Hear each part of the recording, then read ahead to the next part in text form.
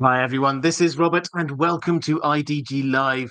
Today we are continuing our series looking at the mysteries of the world of ice and fire. And today we're looking at Benjen.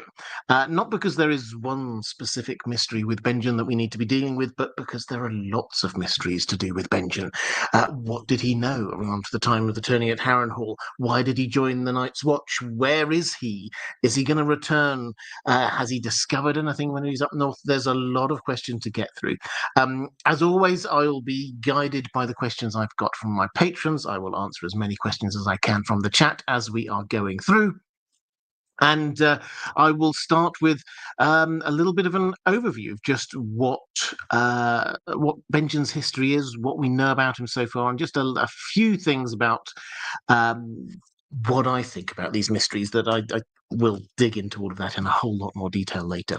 But first of all, let's start with Benjen is the youngest son of Rickard Stark and his wife. They had 4 children. He is the youngest.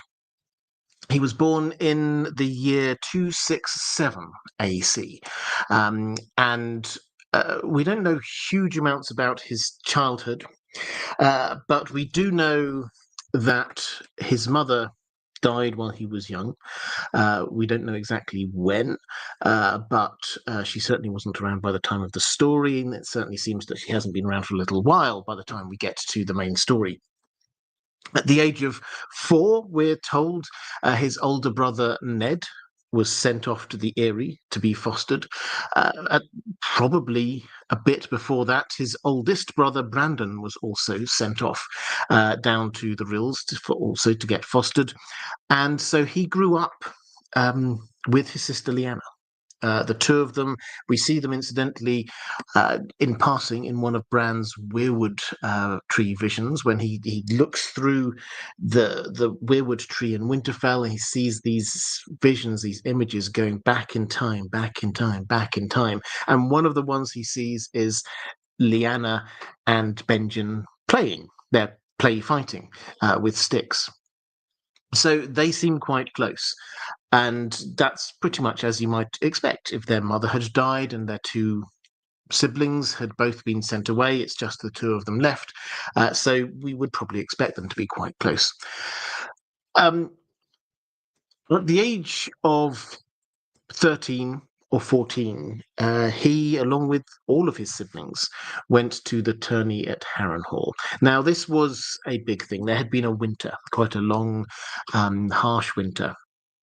And Westeros emerged into spring. They thought it was spring. They later called this the year of the full spring, but everyone thought that this was spring. Winter was over, and Rickard Stark sent all of his children, or allowed all of his children, to go to this tourney, which was quite a thing because Starks often kind of stayed away from that kind of thing.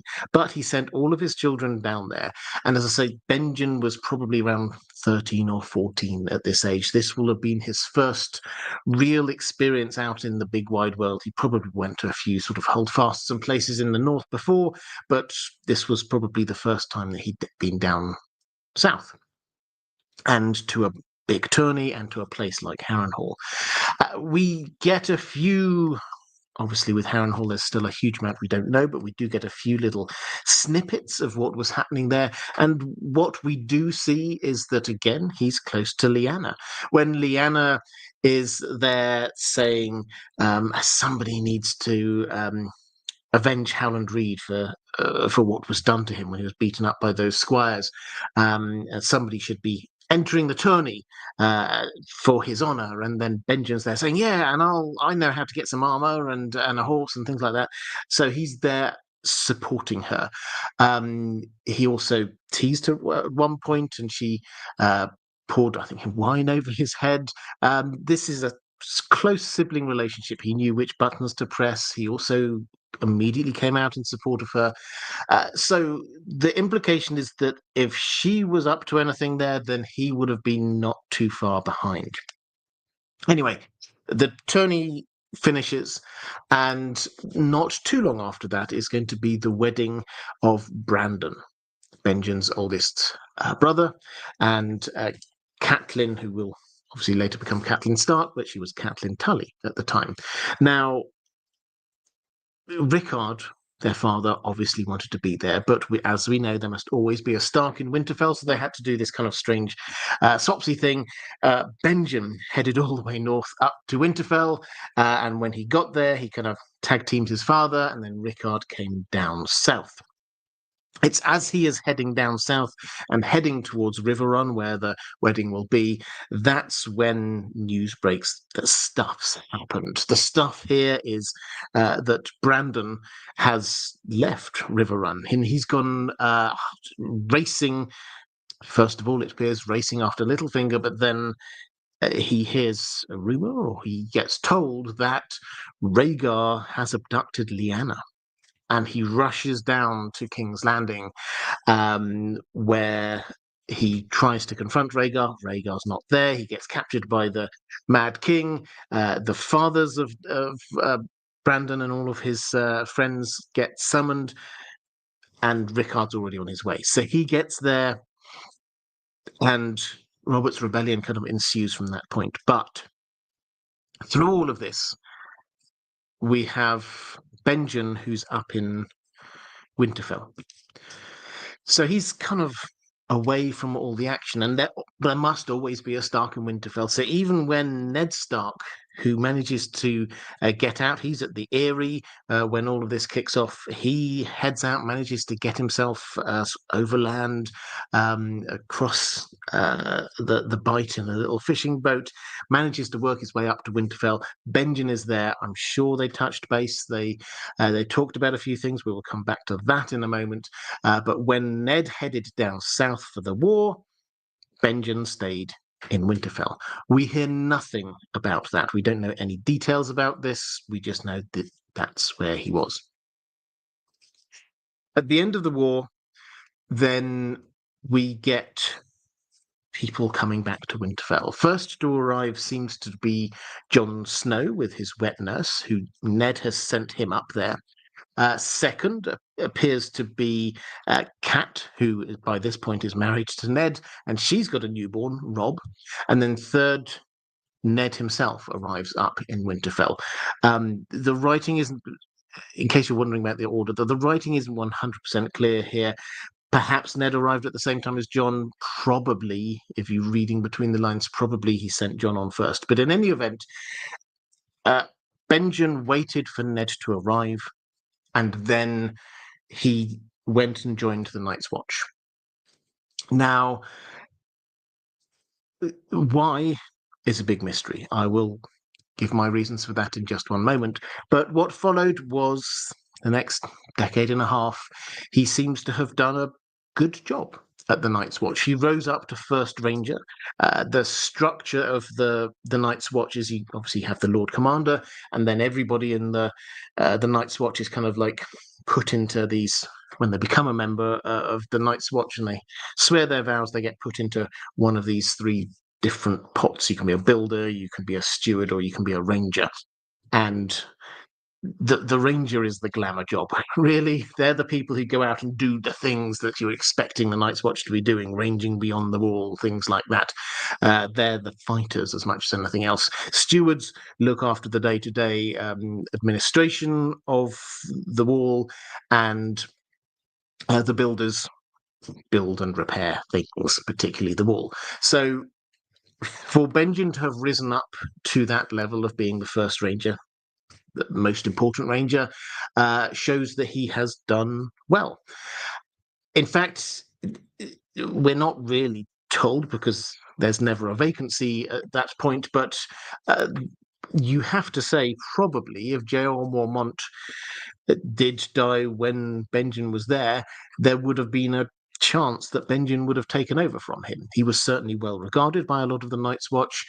He has risen up well. And during this time, he obviously spent a lot of time ranging. We're told at one point that nobody in the Night's Watch knows the Haunted Forest as well as he does. So he clearly spends a lot of time doing the ranging. He also sometimes heads back to Winterfell, acts as a bit of a go-between with Ned Stark, with the Lord Paramount of the North, Warden of the North. And as we get to the main story, he's on one of these kind of little missions down to Winterfell.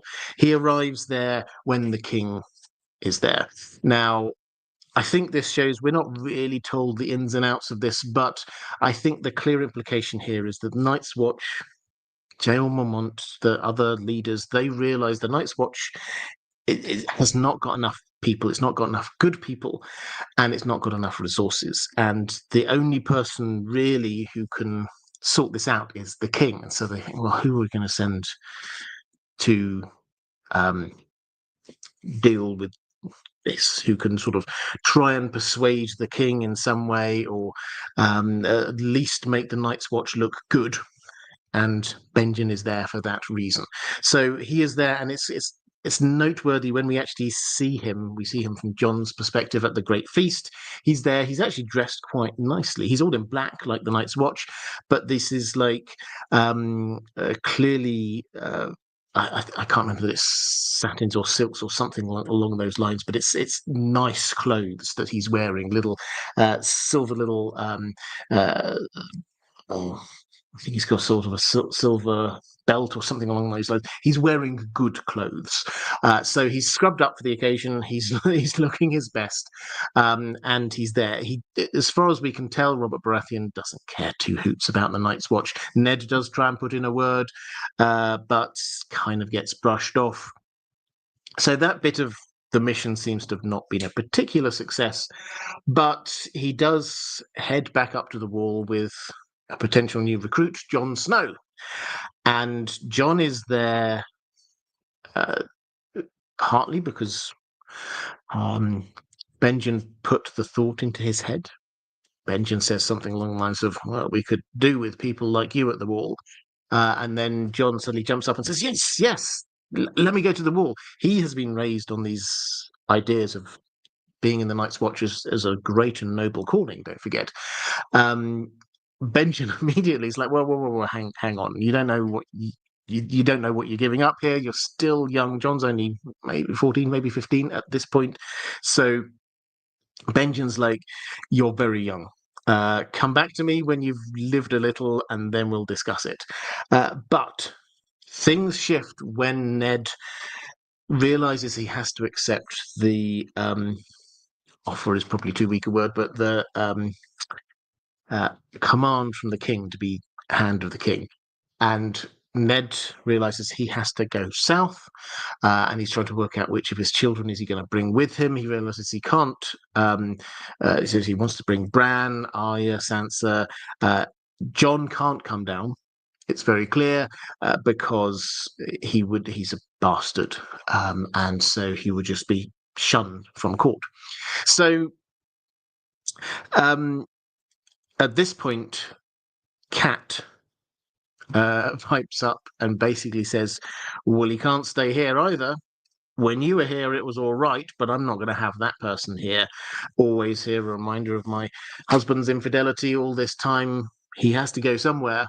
And Ned's a bit annoyed about this, but this is the point at which Maester Lewin says, well, yeah, but Benjen did tell me that Jon was expressing an interest in going to the wall. So it sort of finally gets its way through to Ned, and Ned kind of thinks about it and then says, okay, maybe this is for the best. So Benjen heads up to the wall. Tyrion comes with him. And while he's there at the wall, obviously they're starting to get really concerned about what's going on with the events of what happened in the prologue. Also, the wildlings are on the move. Things are getting very mysterious, and so Benjen is sent out by Jael Mormont with half a dozen other good rangers to head up and investigate what something's going on north of the wall. Go and investigate. Come back once you know it. And he's gone for a long time, and eventually they have to accept, yeah, he's probably dead. particularly when two of the six people who came with him reappear later on in the story. There are those two, if you remember, there were those two wights who they found when Jon swore his oath at the weirwood tree. They're those two wights that they kind of drag back down into Castle Black, not knowing that they're wights, and then they kind of animate, and one of them goes to attack Gerald Mormont. Those were Benjen's companions, and so the understandable working assumption from everybody there at the wall is Benjen's also dead. And that's where we leave it with Benjen. Jon insists for a very long time he's not dead. I don't know if he's dead. He's still out there somewhere, but time has moved on, and we haven't had him back. So as a high level, we will dig into all of this in much more detail as we go through the stream. But at a very high level, let's just pick up on a couple of those mysteries and just say where my working hypothesis for what's going on, where I'm at on all of these things. So first of all, why did Benjen go to the wall? I think this is all connected in with the fact that he was close to Lyanna. And he was close to Lyanna at the turning at Harrenhal. He was there being the person who was ready to find some armor to help out with this plot. And if, as we suspect, the Knight of the Laughing Tree, we were looking at this mystery a couple of weeks ago, the Knight of the Laughing Tree is Lyanna, who would have got the armor for her? It was probably Benjen. Now, when Rhaegar was hunting for the Knight of the Laughing Tree, if he was following the clues, the first clue would be, okay, so there's a horse here, there's some armor, somebody must know where they come from. And back in that time, then obviously everybody, you would know where horses come from. People know the different horses, and even armor. The armorers would put their own marks on armor. So that would be the kind of thing that you could start to trace back. And if you trace those things back, who would you come to? Actually, not Lyanna, but the person who got those bits of armor and the horse, which would be Benjen. So Benjen then probably would lead him to Lyanna, and that means that Benjen would have been aware that Lyanna and Rhaegar met. How much he knew about what happened after that, it's not clear. But if Lyanna was going to talk to anybody in her family, the person that she was closest to was Benjen. Perhaps she even wrote to him in Winterfell, and he got the letter when he arrived in Winterfell. In any event, he clearly did nothing about this. He told nobody about this. And then it was only later that he will have realized him saying nothing, in his mind at least, contributed to the start of this war. Because if he had said something, and I'm sure this is something that Ned would have said, is that if only you'd said, perhaps we could have got in there, perhaps we could have prevented some misunderstanding, perhaps we could have stopped this whole thing from happening. And the Civil War killed thousands, tens of thousands. Benjen is a Stark. He feels these things deeply. He's very serious. So what does he do when Ned returns? And it's clear Ned has got an heir. There is another Stark. Benjen doesn't need to hang around anymore. The honourable thing for him to do is to go to the Night's Watch. So I think that's why he went up to the Night's Watch in the first place. As for what's happened to him since then, as he's gone north of the wall, well, I did do a whole video on this if you want the detail on that. I think we can trace him as the Night's Watch, when the Great Ranging went out, they kind of tried to follow him, and it's very clear that he went through the Haunted Forest. He didn't actually stop at Craster's Keep, but he must have gone on to the site. He was a good ranger. He must have got to the site of that event that we saw in the prologue to Book 1. And what would he have found there? Well, nothing, because an empty kind of village area, maybe a few signs of like a shattered sword on the ground. So lots of clues, but no bodies. but they surely would have seen the signs of all of these whites heading off in a direction, shuffling off in a direction. So we could imagine the others, you might not be able to track them, but the whites that they'd raised, sure, you could track them. So he would have gone deeper. And indeed, they find the tracks of Benjen. They sent some rangings out before as well. These go through the haunted forest all the way through to the foothills of the Frostfangs, all the way up the far side of the towards where we think the lands of Always Winter are. So, at some point during that journey, he obviously was attacked by the others. At least 2 of his group were killed and were reanimated as whites, and they got sent back to the wall. What happened to Benjen, we don't know.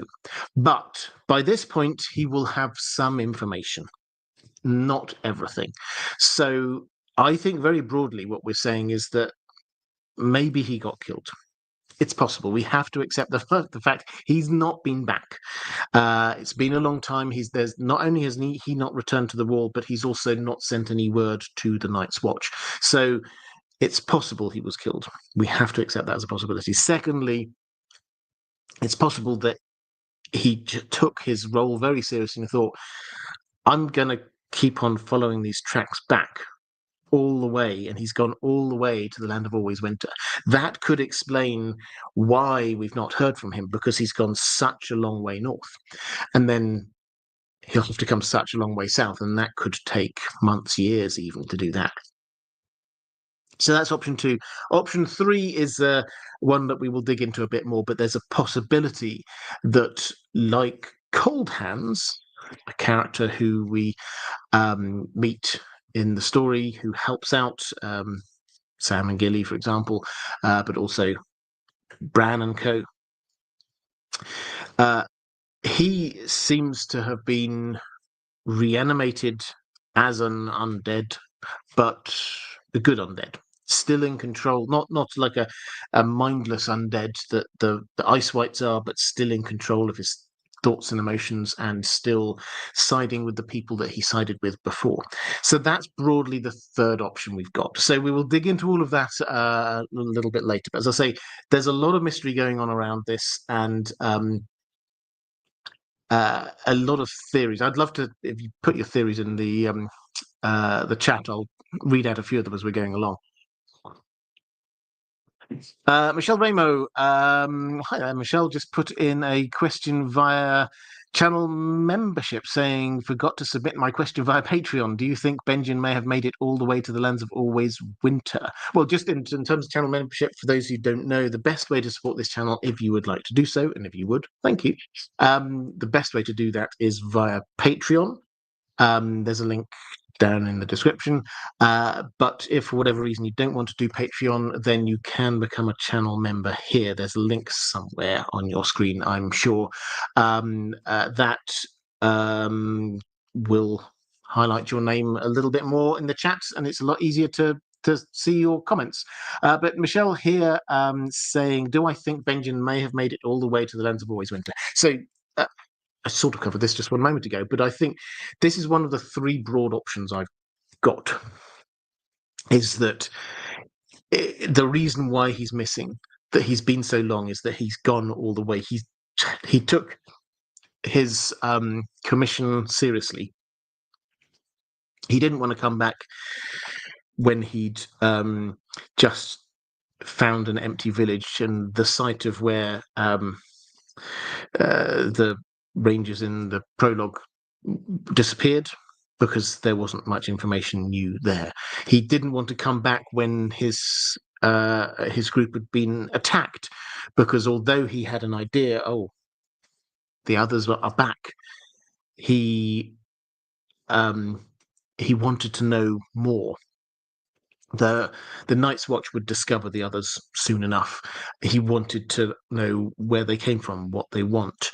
He wanted to actually have answers, and so he carried on.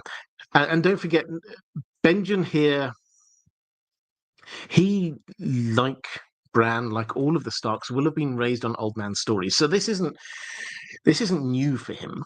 This isn't what on earth is going on there. He will kind of understand what this is he's seen. He will be scared by it, natural human response, but he will understand what it is.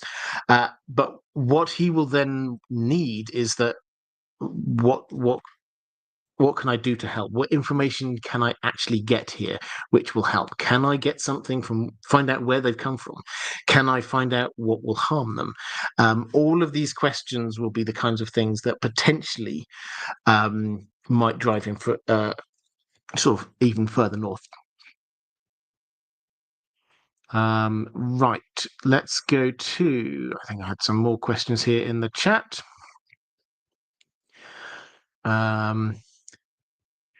Yeah, question from Guglielmo Donna. Probably mispronounced that. I do apologize. Saying thanks, Robert, for the wonderful content. Oh, well, thank you very much. I appreciate that. And then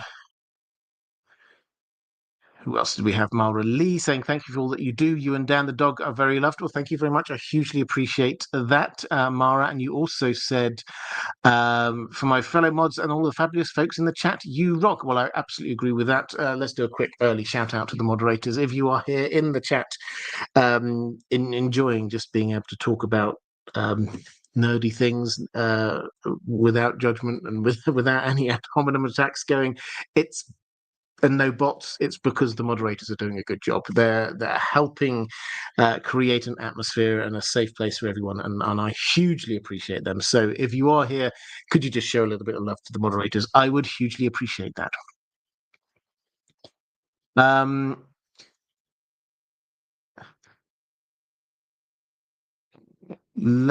Andrew K saying he expects Benjen will be a white on the side of opposing the others, adjacent to Cold Hands. Further highlights those sorts are vital to oppose them. And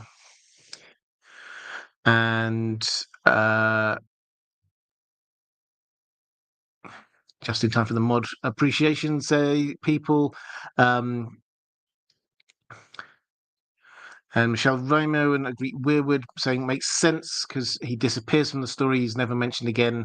He has to have died, and Benjen doing it would make a lot of sense. Who is this? Sorry, you were talking about Wallace vanished without a trace. Yeah, so lots of theories going on there. I mean, the idea that he is sort of undead like Cold Hands, I quite like. I mean, obviously they went roughly along those lines on the TV show, which we shouldn't take as a particular steer one way or the other. They seem to have combined his role with that of Cold Hands. Now, for those who don't know, in Cold Hands we obviously have this character in the books, Cold Hands, who was a ranger, and is clearly on the side of helping the good guys, helping out Bran, helping out Sam, people like that. We have a little insight here, which is quite a rare one, and honestly, I can't remember exactly how this got leaked, but it's now out there that it doesn't feel like a leak anymore, that we've got a little photo of a page from a manuscript that George R. R. Martin, before he sent whichever time it was, Feast for Crows perhaps, before he sent it to, when he sent it to his agent, she scribbled some things, notes in the margin for him, one of which was just a question she wrote. I think this is Benjen. Is this Benjen? And George R. R. Martin very clearly wrote no next to it. So we have that clearly from him that this isn't Cold Hands is not Benjen, but that does not mean that Benjen might not appear like Cold Hands. What we have increasingly is, unlike the TV show where they tried to make it, well, you've got the army of the living against the army of the dead, increasingly it's going to get a little bit more muddy than that, because we have, yes, we've got the army of the dead, but who's facing them? Well, Jon Snow is going to be quite key to facing them. and he's come back from the dead. So is he an a fire white? Perhaps. We've had Beric, who's obviously seemingly been sort of on the side of peace and righteousness in his own way, at least. He was a fire white. Lady Stoneheart, similarly, is a white. Melisandre gives all the hints that she might be some kind of undead white. Cold Hands is there. This is not the living versus the dead. This is a lot more complex than that.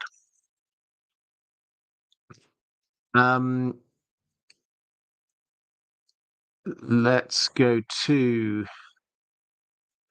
a question from Caius Ballerina. Oh, picking up a question for Captain Anopheles. Thank you very much. I love it when people do this, picking up questions for others in the chat, saying, would Benjen have broken his vows and returned to Winterfell if something had happened to Ned or Robb? Well, it's an interesting question. My instinct is that he's probably slightly less affected by this than Jon or Mr. Aemon were. He's very clear with Jon. When Jon first arrives at the Night's Watch, he's very clear that his priority. There's an asterisk to this that I will cover later on in the stream, but his priority is for the Night's Watch now. And he says, and I haven't got the exact quote in front of me, but he says something along the lines of, I hold a lot of affection for Ned Stark, but these are my brothers now, the Night's Watch.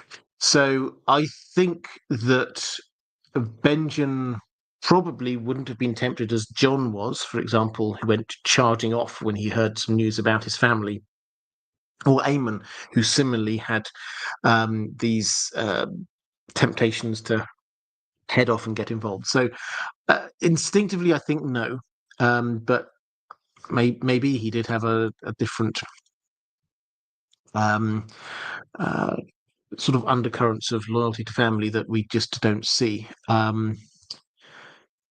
Roman Lukovets, what was Benjen's official reason for visiting Winterfell in the Game of Thrones? I assume visiting his family would count as breaking his Night's Watch oath.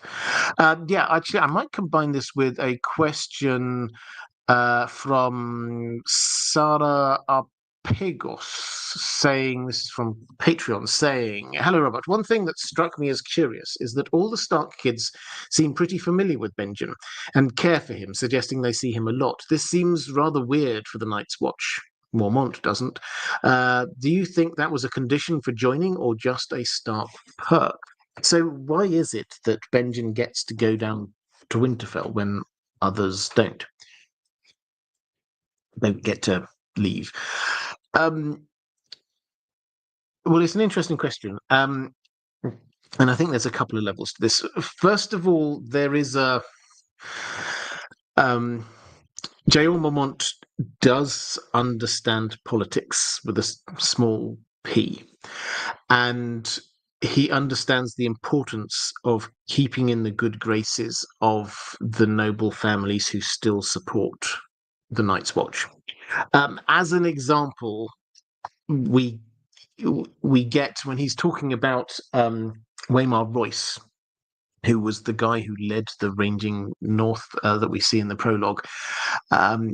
He, if you remember, he comes across as being quite a sort of an arrogant noble. He's relatively newly arrived at the war, relatively newly a member of the Night's Watch. He's there in his opulent, lordly clothes, nice shiny sword, and Jeor Mormont, when he's sort of reflecting on this, he says that he probably shouldn't have sent him out that early, but he had to be aware of not offending House Royce. So he sent him out with a couple of his best people, which is an interesting insight because it basically says that Jeor Mormont understands that the Night's Watch has very few friends these days. And so you don't want to offend him. The last thing he wanted is Waymar Royce writing back saying, I thought this was going to be great. this is terrible. How dare you have sent me here? They treat me like dirt. House Royce would probably not have sent any more of their nobility up to the wall for a little while. So J.L. Mormont is very aware of this, and he certainly seems to have used Benjen as a way to stay in with the good graces of the Starks. So that's one level. As far as we can tell, just to sort of pick on what Sarah was saying about how the kids seem familiar with him, we don't have a count of how many times he went to Winterfell. It seems that he went there sometimes, but not a lot. He spent a lot of time ranging north of the Wall. He obviously spent quite a bit of time at the Wall. So we're not talking he was down there like a few times a year or something. He seems to have done a few visits. Oh, maybe every 2 or 3 years he would be down. That's the kind of feel we get. It's not all the time, but enough to keep up good relations. And at a very basic level, again, just thinking about this politics thing, this does work. Is that this is the member of the Night's Watch that the members of House Stark see all the time, and he seems very happy with his lot there. He comes back, he seems to be well dressed, and Jon is like, sign me up. So it does seem to work on one level, that people seem to think, yeah, okay, the Night's Watch is a good place to go. So that's the first level. J.L. Mormont was playing a little bit of politics with a small p. The second is that Benjen was acting as a bit of a go-between to his brother as Warden of the North. Now, we see this from a few different angles. We see that he's written to Ned before the king arrived. He wrote, Ned says, my brother tells me that. The Night's Watch are very low in numbers. They've not got enough resources. So he's clearly been used as this route in, rather than sending a formal letter from the Lord Commander. I'm sure J.L. Mormont and Ned Stark got along fine, but it works a lot better. This is your brother writing to you, telling you these things. And he went down, and Bran does have a memory of when Benjen was down at Winterfell, and he was talking to Ned, and they were kind of trying to come up with some plans about strategic thinking. How do we deal with the problems, the issues of the Night's Watch, which were that that had shrunk, the numbers had shrunk, so they had to just get down into 3 of their castles. They'd left huge swathes of the wall completely unmanned. The wildlings were climbing over it, coming south of the wall and raiding in the Gift. And the Night's Watch just didn't have the manpower to deal with this. And so Benjen and Ned were like trying to come up with this plan. And Ned's thought was, well, if they give some of the Gift back, we can, because the Gift is this area, huge amount of land south of the wall that is under the control of the Night's Watch, and all of the in the same way that the area around any noble's house, the miller would be paying their tithe of corn or money up to the Lord, and here all of those lands, they're paying their money up to the Night's Watch. But what Ned was saying was, hey, if we install a whole new load of minor lords up here, they can build their castles, they can protect their land. So we've not just got random farmers and people up here, we've actually got lords who can raise their own sets of men-at-arms. They can protect this land. And Benjen's there saying, I think I might be able to swing this with J.L. Mormont, as long as the income from those lands still goes up to the Night's Watch, which seems to imply that Benjen almost kind of took it upon himself. This wasn't just J.L. Mormont sending him there as a go-between. Benjen saw his role as being sort of halfway between the Starks and the Night's Watch, which is fascinating, and leads me on to like this third point here, which is I think there's more that we need to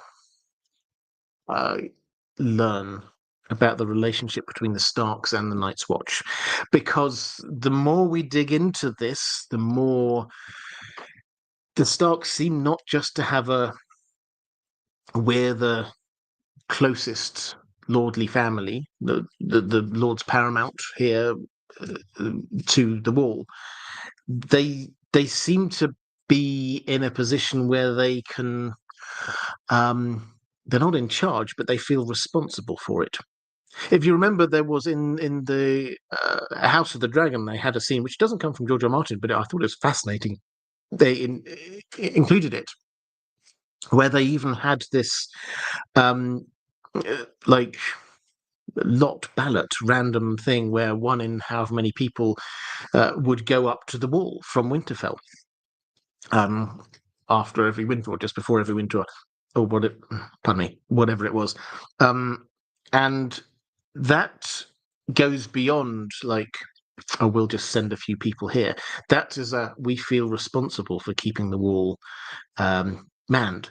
And then you look back through history and we see the amount of times that the Starks come in, help out, fighting against the wildlings. They help the Night's Watch, and they're there holding Castle Black until a new Lord Commander can be put in place, that kind of thing. And you see the amount of Starks that end up at the wall. There's a level of connection there that goes beyond just being we're the closest major family to the wall. So all of that is quite a long digression to say that's why Benjen was there. There are layers to why Benjen was at Winterfell.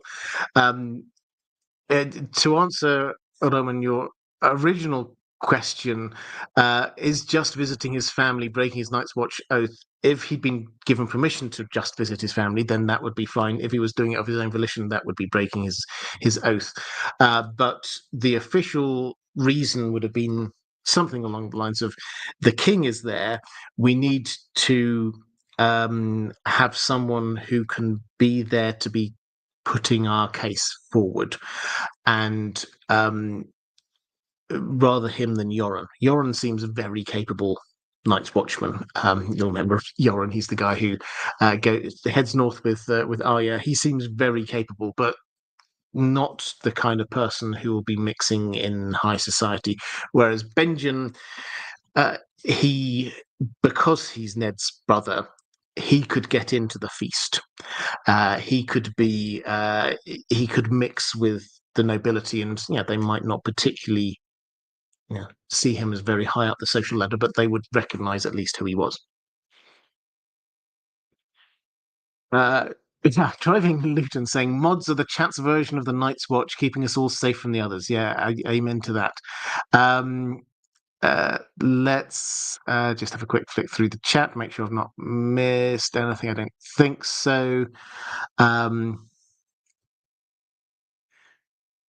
Yeah, okay, let's go to some questions from my patrons. And Madeline Tyrell Dane saying, hi, Robert, how much do you think George R. R. Martin will reveal about Benjen's fate? Will it be confirmed, implied, or left a complete mystery? If we get answers about Benjen's fate, what point in the story do you think they will come? And which character will discover them? My general view is that this is set up as a huge mystery. This is one of the drivers of the action in the first couple of books of A Song of Ice and Fire. We kind of forget about how big a mystery this is suddenly set up to be, because the story has moved on, because he's disappeared for so long. But the Great Ranging, one of the reasons for the Great Ranging is to figure out what on earth happened to him. And he's gone, and then we tie it in with we know what happened to some of the people who went north with him. What about him? And then Jon again and again saying, no, he's not dead. I believe he's not dead. So as we've had that set up, I think it's reasonably clear we will get an answer to this. It's not just going to be left hanging. We will get an answer to this. Now, What kind of answer we get, it's not 100% clear, but I think that there are a few options. Option number one is he comes back in some way, shape, or form. Either he's alive and he arrives back at the wall, or if he's a bit like Cold Hands, then he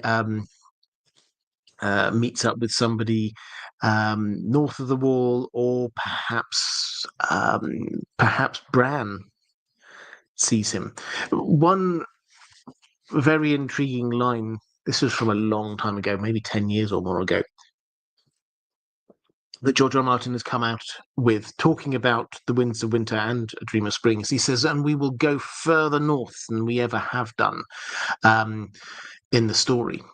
And that's interesting because you have to ask, well, how? Who's going further north? So Bran is not, we think, going to head any further north than he has already, physically head any further north than he has already. I don't think at the moment we're expecting any of the characters at the wall or in the north to be heading an expedition all the way north to try and find out what's going on. That's not on the radar at all. Maybe George R. Martin will go that way, but that's not on the radar at all at the moment. So how will we see that much further north of the wall? I mean, I think the two obvious possibilities are either Bran sees it as Bloodhaven tells him, you will get to see beyond the trees. Maybe he will look all that far north. He's already seen this in a vision, if you remember, all the way back in book one. He saw a vision of the Heart of Winter. So maybe that way. Or the other thing is, who's the character who's headed off north and we don't know where they are? Benjen. So he's one of the possibilities about that. When will this happen?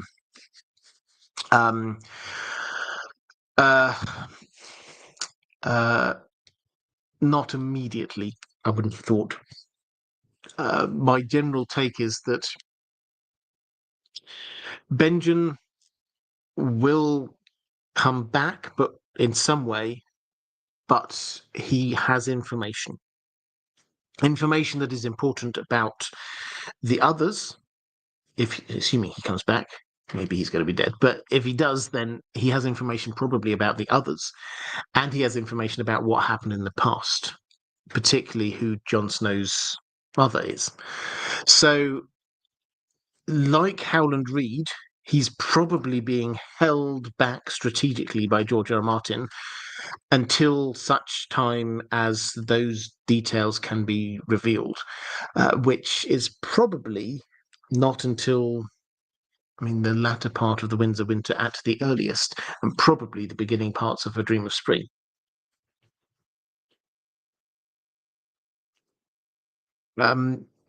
Let's go to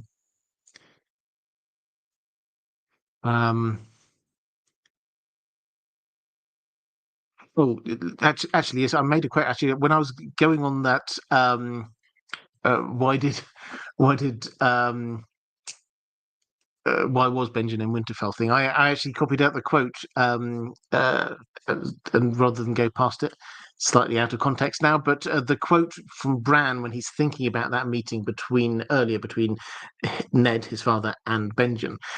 His lord father had once talked about raising new lords and settling them in the abandoned holdfasts as a shield against wildlings. The plan would have required the watch to yield back a large part of the gift, but his uncle Benjen believed the Lord Commander could be won round, so long as the new lordlings paid taxes to Castle Black rather than Winterfell. It is a dream for spring, though, Lord Eddard had said. Even the promise of land will not lure men north with the winter coming.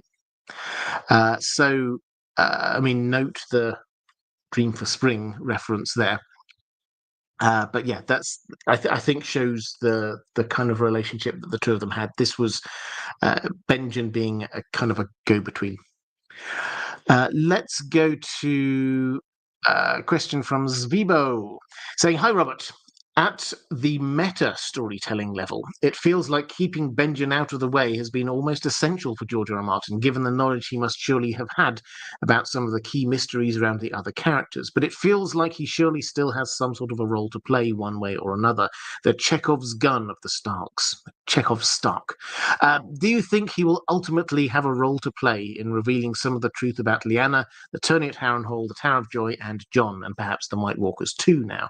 And is there anything only he uniquely would know that couldn't also be revealed by Howland Reed? And Gina Z similarly says, happy Thursday, and to you too. Is it necessary to the overall story for Benjen to be alive? That is to say, does he possess any knowledge that Howland Reed doesn't have? It feels to me that Benjen could simply have perished in the cold and we might never get the answer to this mystery. Right, so does he possess any knowledge that Howland Reed doesn't? Because if we're saying, oh, he has to come back because he has to impart this knowledge, I think the answer is probably yes. I mean, we shouldn't put these things past, because if we're in a magical world, Howland Reed could have learned a whole load of stuff. But in terms of the backstory, then he was there with Lyanna at the tourney at Harrenhal. And so he will have known firsthand and will have been able to witness in a way that most other people wouldn't. Certainly Howland Reed probably wasn't witness to what we assume is them, if not falling in love then having some kind of a connection. That's a bit of information that he has that Howland Reed probably doesn't. And added to which, the Night of the Laughing Tree. That whole story there, he is the person who probably enabled that. So he's the person with all the information. Now we can get someone like Howland coming up and saying, oh yes, and Ned told me that Benjen told him that Lyanna was the Night of the Laughing Tree. And we can say it like that. We don't need Benjen to arrive back. But it coming firsthand certainly does seem to feel a lot better. And then secondly, there's also connected to this that they were close. And he went back up to Winterfell while she seems to have stayed after the tourney, while she seems to have stayed somewhere in the Riverlands. Now, we're not told where. All we're told is that she was at Harrenhal for the tourney, and that when she got picked up by Rhaegar some months later, it was from near to Harrenhal. Now, by the fact, sort of laws of omission, it seems to imply that she wasn't at Riverrun with her older brother. All the information we have about Rickard seems to suggest that he probably wouldn't have lost this opportunity for her to be, if not fostered somewhere, then to make contacts with people in the south. We know that she stayed somewhere. My best guess is that she stayed with House Went at Harrenhal. She was there at just after the tourney at Harrenhal. She was there when Rhaegar picked her up a bit later. It makes sense. So if she was based there, and if we're working on the assumption that she came up or agreed to this plan in some way to be going off with Rhaegar, that she wasn't abducted, in other words, she would have told someone. I think for me, yes, she might have been the kind of person who just rushed off on adventures and things like that. Who knows? But if she was going to tell anyone, it would have been, she would have known. Brandon would have been angry. Ned was best friends with Robert Baratheon, who she was basically engaged to, so he would not be pleased. Her father almost certainly wouldn't take this very well. So who else is she going to do? Her closest sibling, Benjen. So even if there's not much from the tourney that he knows about what's going on with Rhaegar, I think there's a fair chance she might have written to him in some way or alerted him to let him know what's going on. So I think the answer is yes. There is, even if we can get all of this story through other means, and there are other ways that we can get this. Howland Reed might have found out some of it. Some of it. Bran might go back through time and look through weirwood trees, and who knows? Maybe he'll go through the weirwood tree at Harrenhal, and he will see them meeting there. These kinds of things George R. R. Martin could try to do. But if we're going to get a first-hand account, it's going to be from Benjen. My podcast like saying she went to Went. Yes, I mean, it's one of these things. I mean, this is a sort of a digression, obviously, away from Benjen, but it's one of these things that it's headcanon for me now. There's literally nothing there that says what happened with Lyanna after the turning at Harrenhal and before she got picked up by Rhaegar and co. A little bit later. But it just works perfectly for me. If she's not based there, it will have had to have been at one of the other Riverlands houses, and she would then have had to head back to near Harrenhal. So I just like the idea that that would have enabled communication also with Rhaegar, because obviously Sir Oswald Went was one of Rhaegar's buddies. So yeah, as I say, it's headcanon for me. Now, we don't have any complete supporting evidence on this, but it just makes sense. Lady Pushkin saying, I'd like to think they were obviously going to say something, but by then it had all got out of hand. Yeah, I think that's exactly what my take is as well. I think that probably we got into this kind of situation where Lyanna, when she went off with Rhaegar, I've talked about this before, but we have to remember this is effectively a medieval society. With they don't have email, post, whatever. If you're not somewhere where you've got a maester who can write something for you and attach it to a raven, you're out of contact with people. So given the fact that all it would take was a month's journey for them to head down to the Tower of Joy out of communication, by the time they resurfaced and got the news, it would have all been too late. The continent was already well on the way to civil war by then. So it's entirely possible that she then could have maybe even, again, this is speculation, maybe she even then wrote up to Benjen and said everything to Benjen, and Benjen didn't know what to do, waited for Ned to arrive, and Ned's like, he could have said something earlier. But Ned by that point decided, I have to go through with this now. The world is at war. I have to go down south. I have to try and find her. Me trying to explain to Robert Baratheon, who is absolutely livid and going out there and hitting everybody in the head with his warhammer. This is not going to work. We have to ride this through. Get rid of the Mad King, who's bad news anyway, let's face it. Then I'll try and find Lyanna, and then we'll deal with this. That kind of makes sense to me, as things just got out of hand. Benjen feels bad because he could have said something, should have said something a bit earlier, but by the time Ned's there, it's all a bit too late.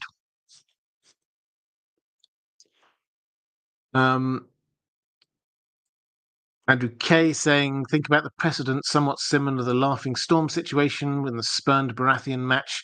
Not likely that they could foresee how out of hand it would become. Yeah, exactly. I don't think. And Rhaegar was very focused on prophecy, so he wouldn't be thinking about he would be thinking, this is the most important thing, everything else is less important. And Lyanna, yeah, maybe she did right, and it just all got a bit lost. Right, let's go to a question from Scott Bittner saying, hello, Robert. I hope you and the dog are doing well. We are, thank you.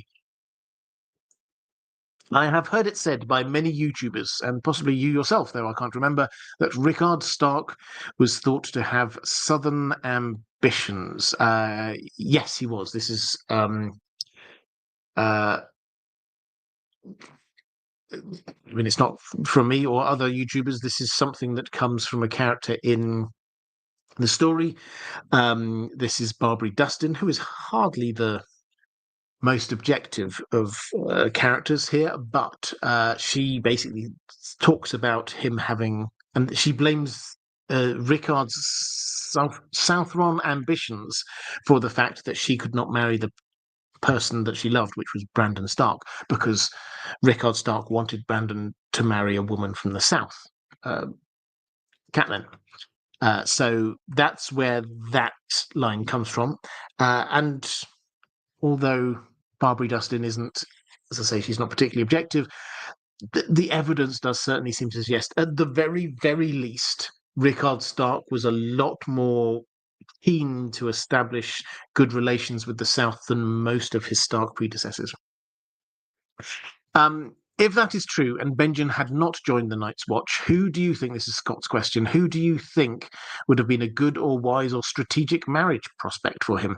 What house or kingdom would you have tried to get Benjen into if you wanted good relations in southern politics? I'm sure the options would have been limited with him being the third son, but I'm sure they still could have gotten some good prospects with him being a Stark and his family being Lords Paramount of the North. P.S. I was wondering really quickly if you've ever read the Johannes Cabal series by Jonathan L. Howard.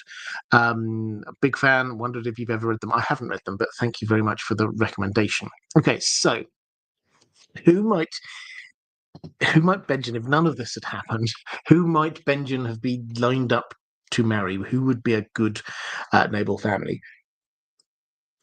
Well, I find this quite a fun sort of what if. So I've talked a few times before, I think, about the fact that so the Starks, the Southron ambition plan seems to have been, okay, so we're going to marry our heir to the eldest daughter of the Tullys. We'll tie in the Riverlands that way. We'll get Lyanna, the eldest daughter, we'll get her married into the Baratheons. We'll get her to marry Robert Baratheon, so that'll tie us in with the Stormlands. We'll get Ned to be fostered by House Arryn, so that will bring the Vale in. And then I've sort of speculated on the back of that, well, who would be, obviously we then need a match for Ned. Who would be the right match? And if you've already tied in the Stormlands, the Vale, the Riverlands, then you're looking, and if you're a second son, so you're probably not looking at a Lord Paramount, sort of one of the big noble houses. Added to which, incidentally, there was a bit of a shortage of daughters of that sort of age there anyway, so the options were relatively limited.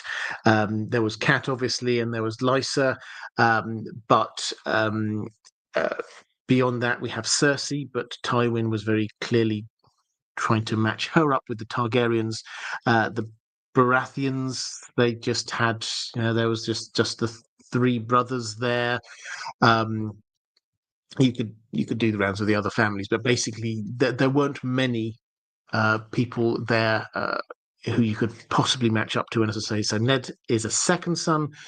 So what you'd probably be looking for Ned is like a next tier down, an influential house next tier down. And this is why I've speculated that perhaps a Shara Dane was being set up to be a match for him. This would explain why Brandon Stark was pushing Ned to dance with a Shara Dane. I don't think they got together, those two, but I think that that's where the connection was made, is that Brandon was sort of suggesting, House Dane, they're a really old, influential family. We've not got any ties into Dorne yet.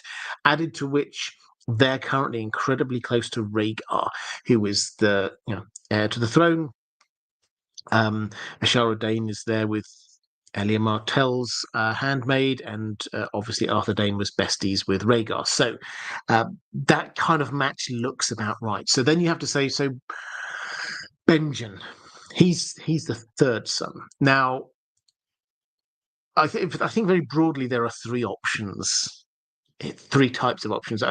The least likely, but still possible, ironically, is that he could have gone to the wall. Anyway, I think there's 5-10% chance, but you have to remember that he's the third son. By the time he's grown up, you might keep him till he's like 18 or something. By that time, Brandon could well have had two, maybe even three children. Maybe Ned will also be married and have a child. He could go from being third in line for the Starks to actually now being sixth, seventh in line, and he wouldn't be needed for being in line for the Starks. And if the Starks were taking it, we don't know what Rickard's approach to the wall was. The assumption was the same as the rest of the Starks. If they wanted to help out with the wall, maybe, and if he wanted to go there, maybe that would be it. As I say, it's a small possibility, but that's a possibility. Similarly, potentially down to the Citadel, though, Benjen doesn't come across as a particularly masterly-like figure. So that's the first one. The second one is maybe Rickard, although he has these Southron ambitions, maybe he will have thought, I probably do need to shore up support at home as well. He will be aware of the fact that if he's marrying all his children to families in the south, families in the north who will have been thinking, oh well, maybe we could marry into the Starks, because that's what had happened all the time. They will be a little bit disgruntled, so maybe he will just say, okay, we can have another a marriage here, and we'll get him married to somebody from the north. So, for example, we talked about Barbary Dustin a bit earlier. She was clearly very upset that she wanted to marry Brandon. She thought that this would be a potential match. It was a potential. Barbary as well. She was at the time. She wasn't Barbary Dustin at the time. It was a potential match. The Starks had a history of marrying Mormonts, Flints, various families from the north. So marrying another family from the north is entirely possible. She's the kind of person who potentially could end up, not with Brandon, not with Ned, but with Benjen. So that's one kind of possibility, is somebody to shore up the position in the north. But again, I would put that one as quite a low probability. The higher probability is, as you say, another family in the south. And then you're looking at this, I think, still this kind of second tier family who would wish to sort of expand their influence in some way. Who might that be? Well, I guess you're looking at the parts of the Seven Kingdoms that they hadn't got connections to. So you're looking potentially at the Crown Lands. You're looking at the Reach, the Westlands, maybe Dawn, if they didn't already have that connection there. So maybe you're looking at one of the sort of the second tier houses in, say, the Reach.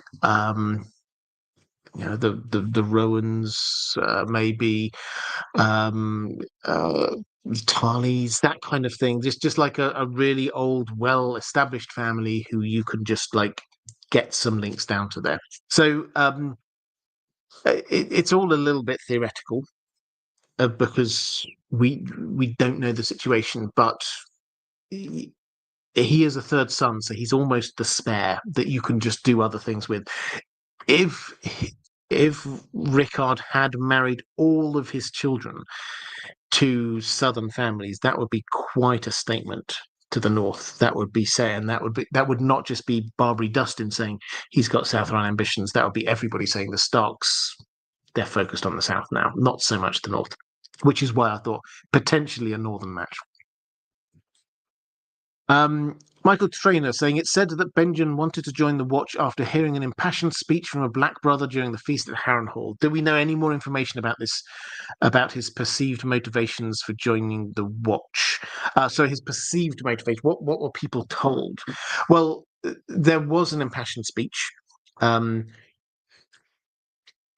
the tourney at Harrenhal. We hear about this from Jojen and Mira.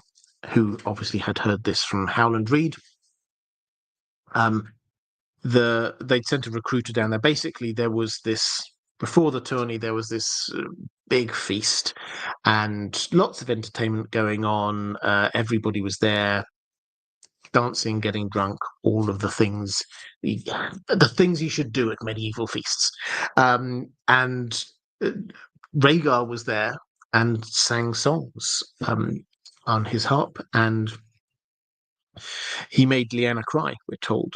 And this is the point at which Benjen kind of poked fun at her, and she reacted to that. The impassioned speech, as far as we can tell, nobody reacted strongly enough to head up. We don't have any records, I think, of any members of the Night's Watch who had joined specifically because of that. My general take is that I don't think they gave a reason. At least we're not told, here's the thing. It's just the Starks send people to the wall. The Starks support the wall. This is a normal thing that the Starks do. Younger brothers of the Starks often go to the wall. It's actually quite a convenient thing for the Starks, because like nobody would really ask questions of a younger brother going to the wall, because this had happened for literally millennia. Hog sent one IDG Live gift membership. Thank you very much. I hugely appreciate that. Yeah, if you're a member for a while, you can send gift memberships to other people. So thank you very much. And to Cannibal the Dragon, which has come up wonderfully. Cannibal the Dragon received a gift membership by Hug. Lovely little phrase. Okay, let's go to another. Nicino saying, hi, Robert. First time here in the chat. Long time follower of your work. Well, welcome. It's great to see you. You had a quick question. Do you think Benjen and Ned had a chat about what happened to Lyanna? Did Benjen tell him that he knew? Yeah, I think so. I think that. I mean, if I had to guess, what happened was that when Ned, during the war, he goes back up to Winterfell, calls the banners. Generally, that process would have taken weeks, months to get all of the army together. And during that time, he would have had plenty of talks with Benjen. And I think at that point, Benjen told him what was going on. And Ned said, well, you have to stay here. There has to be a Stark in Winterfell. We'll talk again when we get back. I'll try and fix this. That's in my mind. That's basically what it was. It was like, okay, I have to go down south now. I have to fight in a war. I can't stop the war. The people who are here most pushing for this war are not going to stop. And they definitely wouldn't stop if I said this is all a big misunderstanding. Actually, Lyanna loves Rhaegar. That would not work. So in my mind, Ned goes down, says, we'll deal with this war. We'll deal with Lyanna. We'll sort this out somehow, and we'll talk again when we come back up. When he comes back up after the war, that's the point at which I don't think Ned sent him there. I think this was Benjen deciding, actually, you know what, for honor's sake, I'm going to go and just sort of get out of here. Let's go to Roman Lakovet saying, since Benjen warned Jon about joining the Watch before knowing a woman, is it possible that he had relationships before joining himself? Yeah, I mean, it's possible. He says this in a kind of an odd way, in that he sort of says, no, you don't know a woman. You do not know what you're giving up, he says. And he kind of frames this to him as like you don't know the love of a woman, you don't know what it's like living out in the world kind of thing. But also, if you go in with this idea that Benjen knows who Jon really is, then he's also thinking but if you join the Night's Watch, that's it. You're giving up all claims you have, but you do not know all the claims you actually have. So it's kind of layered there. And I think you also have to say, if you agree with what seems to be going on here, this is the sister that he was really close to, and this is her only child. And he's thinking also, you know what? Lyanna's not here, but this guy here is giving up the chance for her to have grandchildren. On a very human level, you can kind of understand why Benjen is like saying, well, just wait. I don't think it necessarily implies that Benjen himself like fell in love with a woman and or slept with someone or whatever and then joined the Night's Watch, or that he didn't. I don't think the implication is there one way or the other. I think he is at this point actually just selflessly thinking about Jon and all the things that Jon would be losing out on. Okay, let's go to where have we got to? Diego Godoy saying, "Hola, Robert. Hola." Um, the last time that Ned speaks with Jon, he tells him that the next time they see each other, they'll talk about his mother. Did Benjen know about this? Was there a consensus between Ned and Benjen to share this? Thanks. Yeah, so that's a show only thing. Unfortunately, we get this. It's a really good scene. I like it. You remember that they're heading out from Winterfell, and then Ned and Jon are there. The road goes north or south, and Ned says, "Next time we speak, I will tell you about your mother." And then they part. One goes one way, one goes the other. It kind of adds to the poignancy that we know they never would meet. He never would be able to tell Jon that. Now, there's also the line that you get with Benjen when Benjen is going north of the wall on that little ranging to try and figure out what on earth happened to Waymar Royce.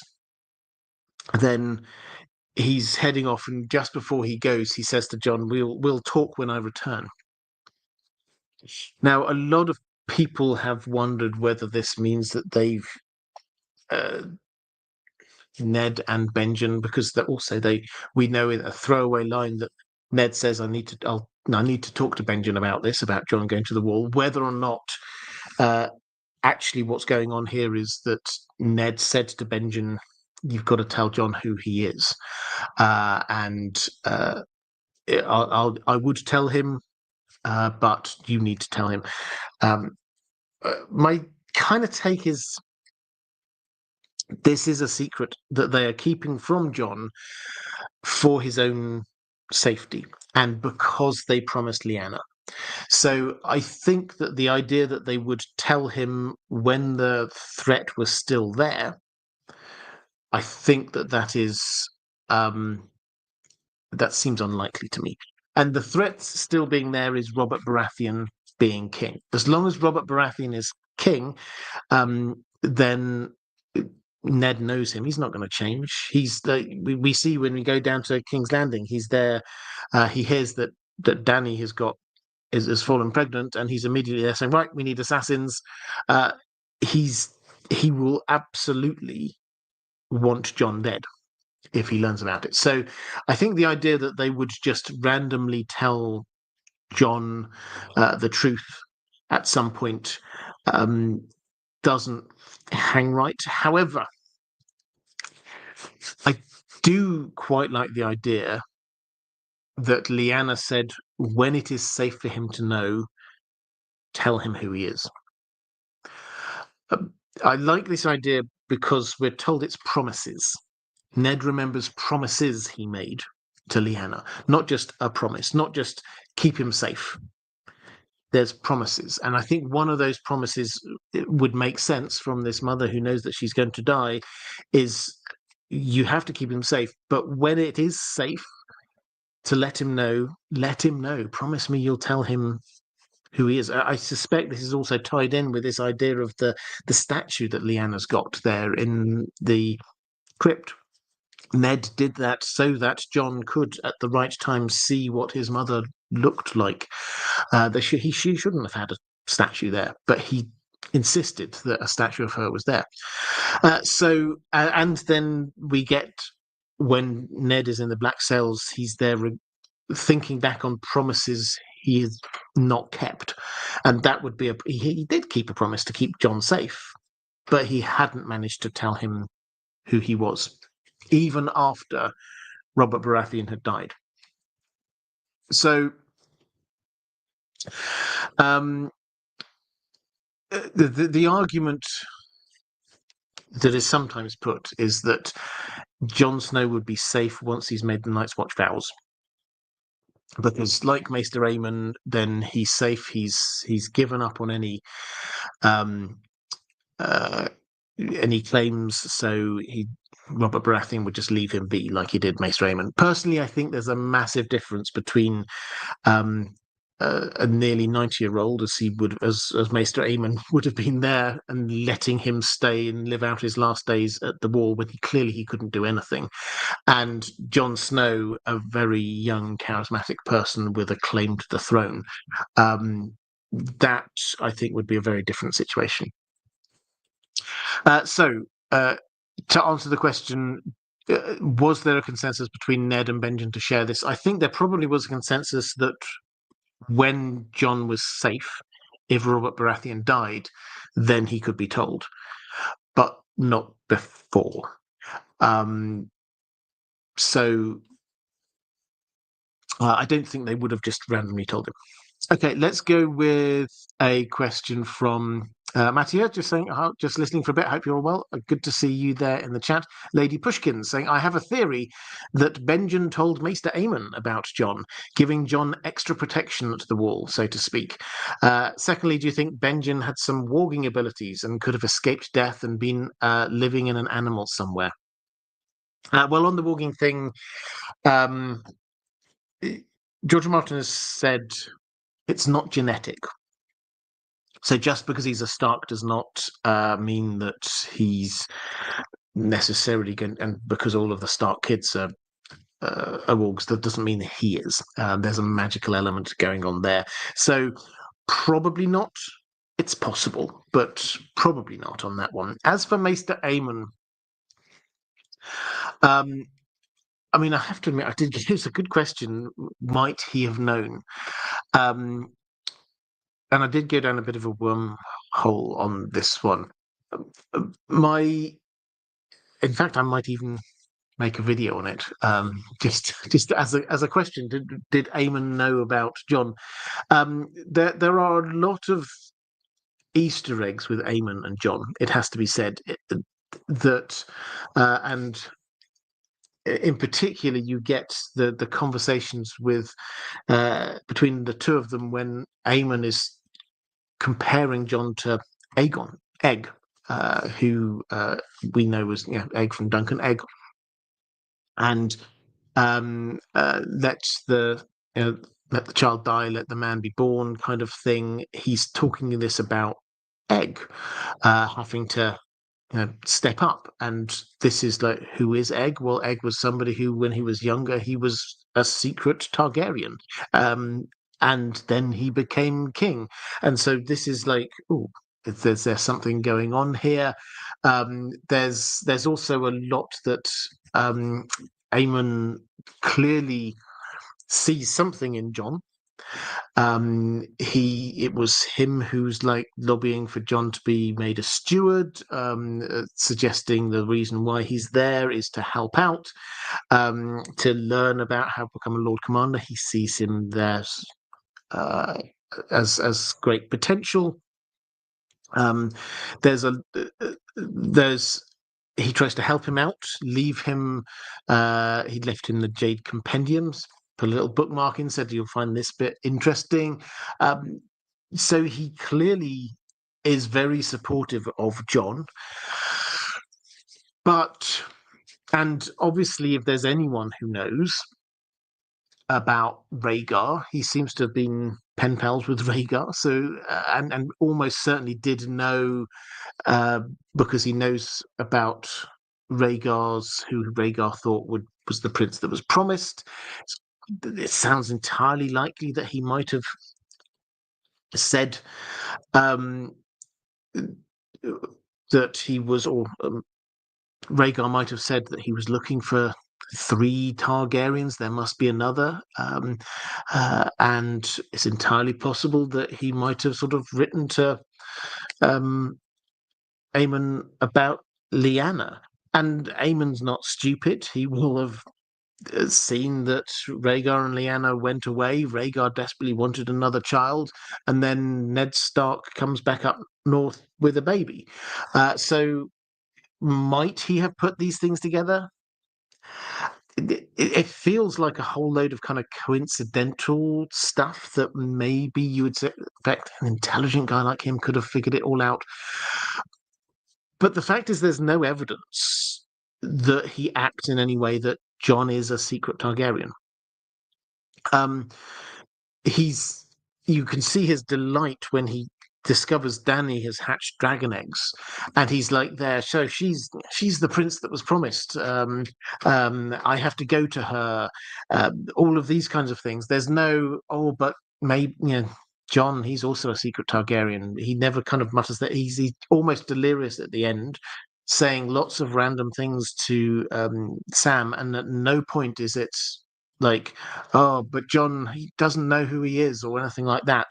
There's none of that. So it's sort of arguing from silence in a way, but you would expect something from him. So did he know? He doesn't seem to give any evidence that he did. Do I think that Benjen might have told him? I don't think it's likely. Personally, Benjen would have taken the promise as secretly as Ned does, and Ned didn't even tell his wife. And so the idea that Benjen would have like gone, oh, this person over here, I'll let him in on this biggest secret that I carry around with me to my death. That doesn't quite fit with it. Added to which, he's not a member of the family. He is a Targaryen, and what's going on here is that this is Benjen with his Stark side. If he's holding the secret for his sister, and if he talks to Aemon about this, it's just saying, and this guy's a Targaryen. And who knows what the Targaryen bit of Maester Aemon would then want to do? Would he then go, well, in that case, we should raise him up to be a leader and challenge Robert Baratheon? Benjen wouldn't know. But that wouldn't be what Lyanna presumably would want. So, as I say, I'm probably going to do a video on that because I think it's a fascinating little discussion. I think there's a whole lot more to discover going down that road. I'll come back to it, and I may come up with another view. I will let you know if I do. Martin S, thank you so much for the super sticker. Jorlum 25. Do you think that the others might have captured Benjen to have a continuous supply of Stark blood, given the importance of powerful blood in magic? It's an interesting question. Stark blood, you could argue, yes, is powerful because they're kings of winter of old. Benjen was never the Lord of Winterfell or a King of Winter, so it's just the Stark blood. As far as we know so little about the others, and the reason why I'm kind of struggling on this one is that George R. R. Martin has not given us huge amounts of information on the others, and so exactly what they want and how they operate, we do not know. But from what we have seen, the magic that they have is this kind of dark mirror version, a black mirror version, a dark mirror version of the northern greenseer abilities. They can control people in the same way that Bran can go into, say, different animals and different humans while they're alive and just sort of skin change into them. The others seem to be able to do that and control dead creatures and animals. And they seem to be operating somehow on the kind of the same kind of green dream net. Certainly in the TV show, they definitely were on the same kind of green dream network that the Green Seers use, not the kind of the fire and blood Targaryen-y kind of magic. So if there is a use for Stark blood, then it would be more connected with who they are as their identity, and are the Starks involved in that in some way. But that is definitely a video I'm doing quite soon. So yeah, interesting question. I don't think we've been told enough yet for that. Lady Pushkin saying, have to bow out now. Have to get up early. Thank you so much. Great to see you. Let's go with Maura Lee. Do you think we'll ever know the true fate of Benjen Stark in the books? I believe he knew the truth about who Jon's father was, and like Howland Reed, could be one of the ones to tell Jon of his true parentage. We know he's not cold hands, but want to know the true fate of Benjen. Do you think Benjen cared about Jon, or do you think there may have been any animosity, as some content creators feel there probably was? Okay, so I think I've covered the cold hands thing and the will we know bit, but let me pick up on the animosity here. I have to admit, I've not seen or read any content creators who talk about an animosity between Benjen and Jon. So I'd be very interested to see where that's coming from. We only have 3 or 4 chapters of the couple of them interacting, so it's quite hard to sort of come up with the full conclusion. But certainly when they're first introduced, this is from Jon's POV, and Jon is there kind of like ruffling Ghost's hair, and then Benjen comes up and kind of ruffles Jon's hair in like a kind of an amusing way. And Jon seems very happy to see him there, and they're chatting away. That all seems very amicable. There is a little bit of tension, it has to be said, when they get to the wall. Jon wants to come with Benjen on a ranging north of the wall, and Benjen says no. And he seemed to have been in a good mood, laughing and joking with people who are singing a song, and then he sees Jon there, who's just like turned up and is kind of staring at him, and he suddenly goes all serious and says, "We'll talk when we get back, but no, you can't come now." Is that animosity?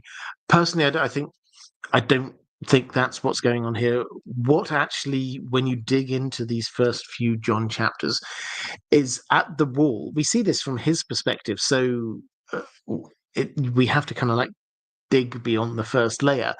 But he's actually a little bit privileged, a little bit entitled when he first arrives there. He's like already sort of like he's showing off with the sword. He has to be kind of pulled aside when he's doing the sword training lessons and like be told, Jon, right, seriously, you've been trained by a master of arms at one of the finest castles in the land. These guys, they're just rando people. They may never have picked up a sword before. You're beating them up easily. You're humiliating them. He has to be kind of like, yeah, a word in his ear. And then with Benjen going north of the wall, he goes to Benjen and says, "Can I come? I'll be great, really." And Benjen's there going, "No, you can't. You're not even you've not sworn your oaths yet. You're still not even a member of the Night's Watch." And he then and Jon kind of like pushes him, and he's like, "You got to understand that here it's done on merit. I'm sure you'll get there, but you don't just because you're just you've been brought up in great privilege doesn't give you the automatic right to come out and do the things you want to do here. You might not end up a ranger at all. Who knows? You need to prove your worth, and then you get to do the cool things. So that's the if there is any animosity, it's there, but I don't think it's animosity so much as Benjen acting as an uncle, actually teaching him the ways of the Night's Watch. Martin S. Which fantasy land area is more hostile to human life climate-wise? The land north of the Wall, if the undead were gone, or the Aiel Waste in the Wheel of Time?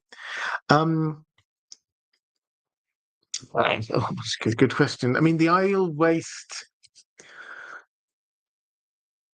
I mean, I think it depends on which bit you're talking about. If you're talking the area just north of the Wall, where the wildlings are, the wildlings have survived there for thousands of years. It's not pleasant, but they're happily surviving there.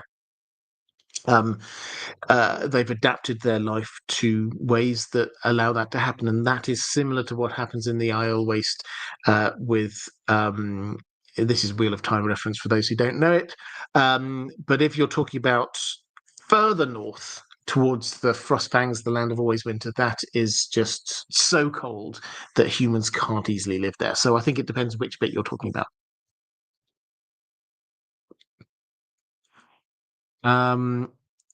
Let's go to a question from James Perkins saying, "Hey Robert, we're all dying to know what happened to Benjen, but is there a possibility we're looking in the wrong place? Benjen was north of the Wall on a ranging when he went missing, but is it possible he's no longer there? There is quite the gathering of Stark loyalists assembled out of sight at Greywater Watch right now, and Benjen is tied to that group by more than just Stark loyalty. With him, Howland, and potentially Ashara, all of the surviving members of the Hide John from Robert conspiracy would be there." And just as a very quick interjection to sort of support that point, Ned's bones are also there.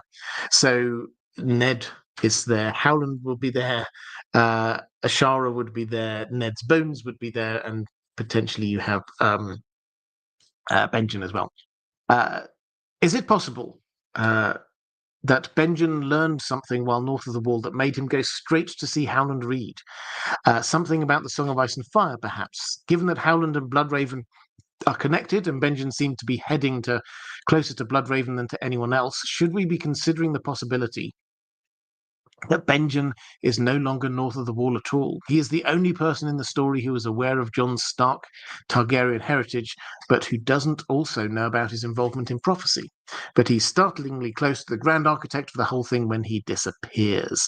As a ranger, he would have intimate knowledge of the many ways to cross the Wall without passing through the occupied castles if he wished to travel in secret.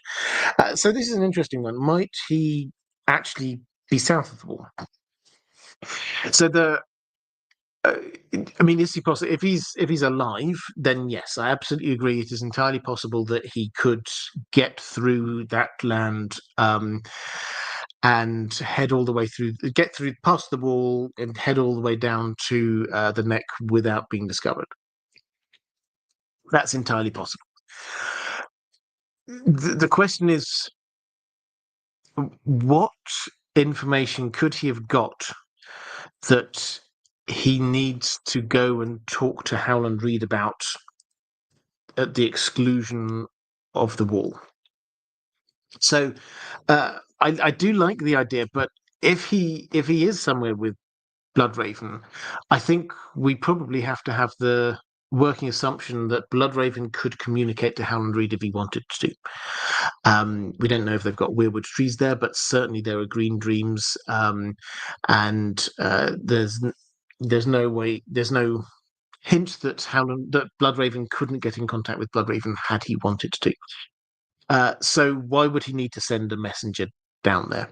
Is first point. Second point is what is there that he thinks he wouldn't be able to stop to tell the Night's Watch about? Is there any bit of information that the Night's Watch don't need to know? To the extent that he would be concerned that they would stop him going further south. I have to admit, I kind of struggle to think this, to figure out what it is that that Bloodraven would have to directly send someone to Howland Reed. If it's any information about the others, the Night's Watch would need to know about it. If it's something to do with the Song of Ice and Fire, then this is like prophecy time. Again, the Night's Watch probably need to know about it. So I like the idea, but I struggle to find an idea of something that might be good for Howland Reed to know, but bad for the Night's Watch to know.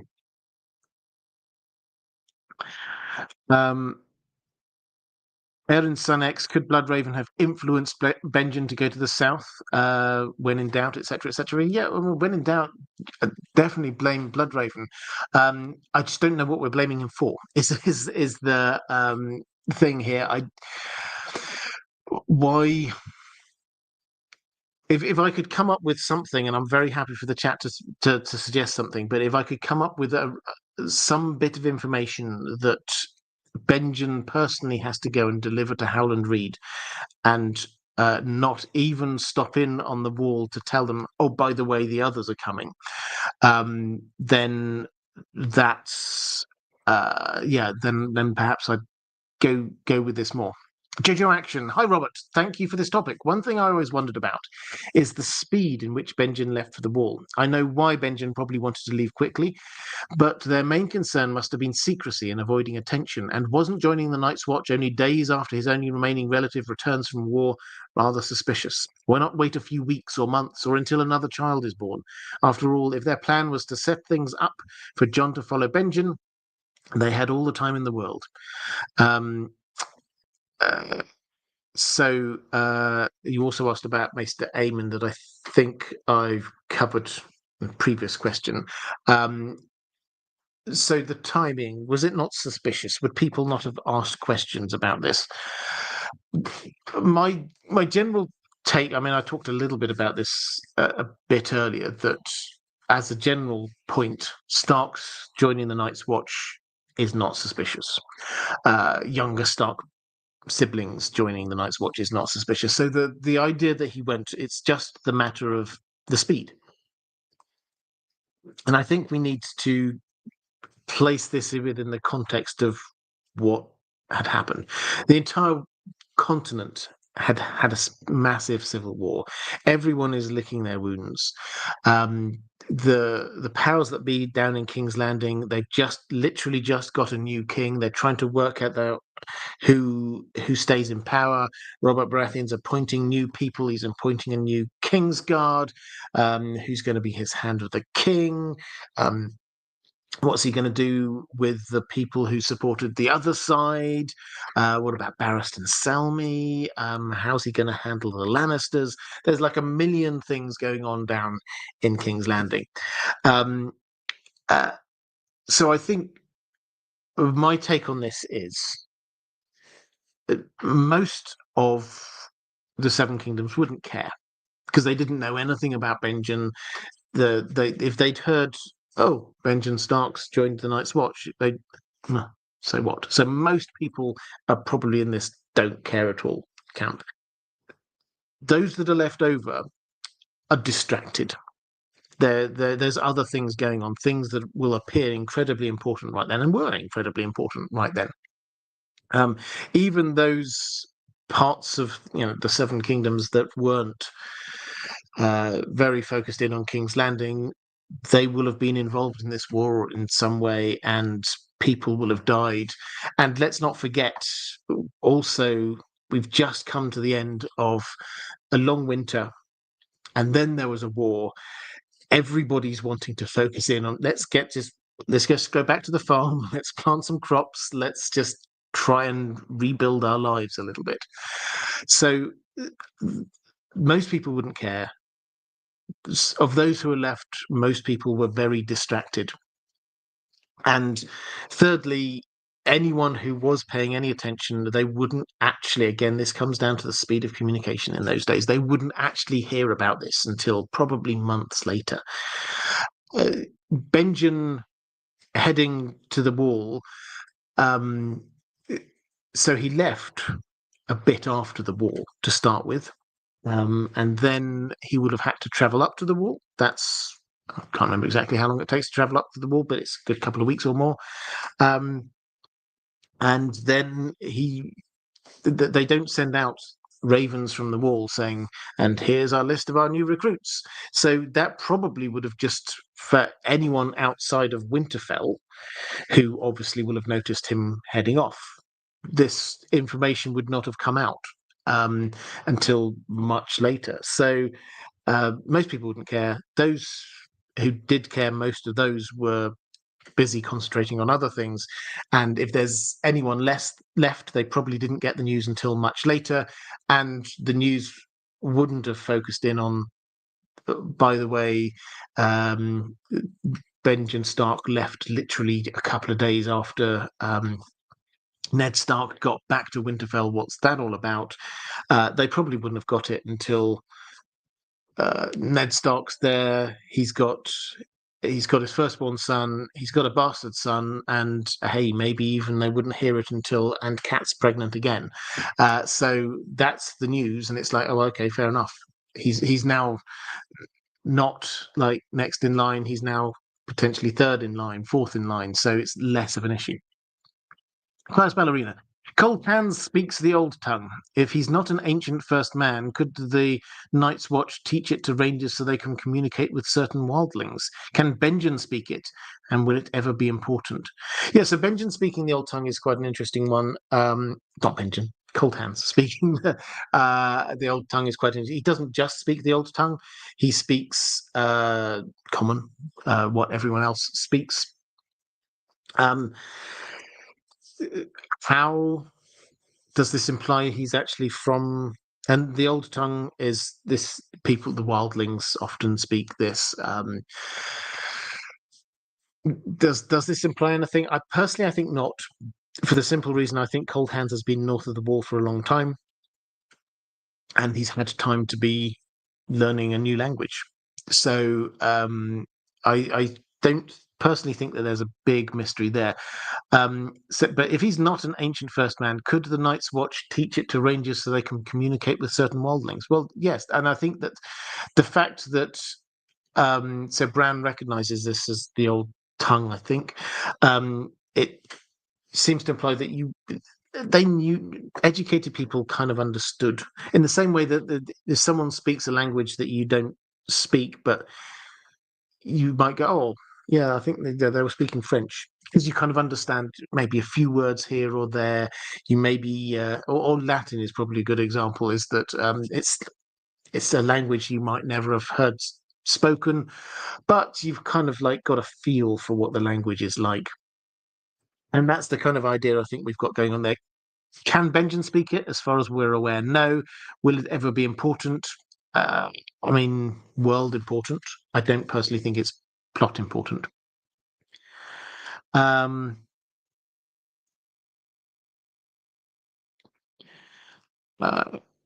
Reflective Rambling saying a couple of weeks or more to travel. Okay, IDG Live, we will need you now to map the Fellowship's journey in length over Westeros next April Fools or so.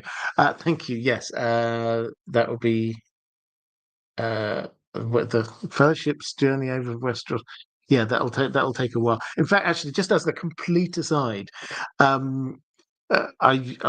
on and off listen to Tolkien's letters when I'm doing my dog walks. That's when I listen to audiobooks, and you get so many different insights into the great man. One of which is he's quoted as saying, "Wisely, I began with a map," which is true.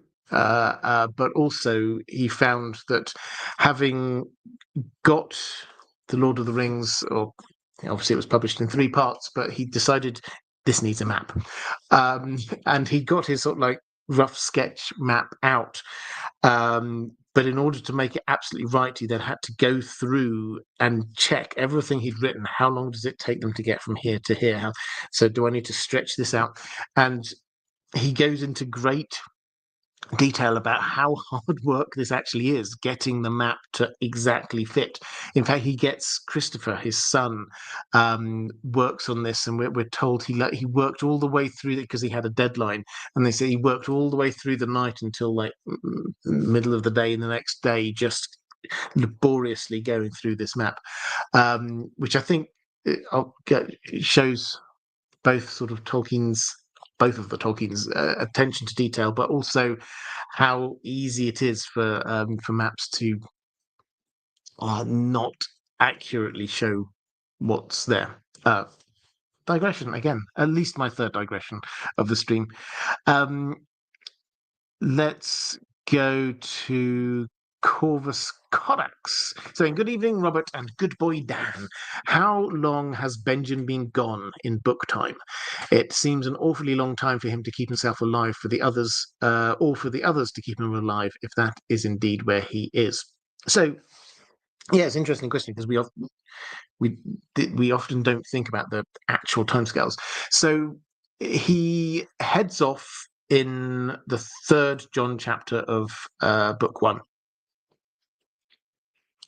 And some clever people with more dedication and time on their hands than I do have tried at various times to kind of like map out the timing of all the different chapters, which you can do. Again, we're talking about attention to detail. You can do this because in any chapter there's like a then 2 days after such and such we get this, and you can actually kind of try and map out where things are. It's not an exact science, but you can do it. And so that's roughly August of the year 298, John 3 of book 1. And where we are now at the sort of the end of A Dance with Dragons is about 2 years after that. Now, A Dance with Dragons and A Feast for Crows, they don't actually end at exactly the same place as far as we can tell. A Dance with Dragons seems to go on a little bit further than like just a couple of months or so further. But yeah, we're talking, give or take, he's gone for 2 years. Now, what does this mean? Well, this is why everyone thinks he's dead, because surely he would have come back. And this is why I think we have to say that there's 3 broad options. Either he is dead, or he's been kind of like turned into the cold hands kind of undead thing and is like hanging out north doing other things, or he's headed so far north that it takes him a very long time to get there and to come back. I think the fourth option that a few people on the stream have been suggesting is that he's been captured by the others. I can't discount it, but we simply don't have enough from George R. Martin yet about the others to know that that's a thing that they would do. When they encounter everyone so far that they've encountered, they've been killing, basically. There's Craster's children. We don't know what's going on with them. We haven't had the scene that we had on the TV show with them. Is it possible he got captured and they're using him for some reason? I don't know. But yeah, 2 years is a long time. We need an explanation, is the short answer here. It's not just that like, oh yeah, I went to investigate that thing and I got a bit delayed. Something has happened. Let's go to Relaxed Like a Cat. Do you think that the time between A Dance with Dragons and The Winds of Winter, which has enabled thousands of hours of fan speculation, has made it impossible for George R. R. Martin to finish The Winds of Winter? In other words, there's so much speculation that it may be pretty difficult for George R. R. Martin to write something that hasn't already been speculated. Well, yes and no, I think, is my answer to this one.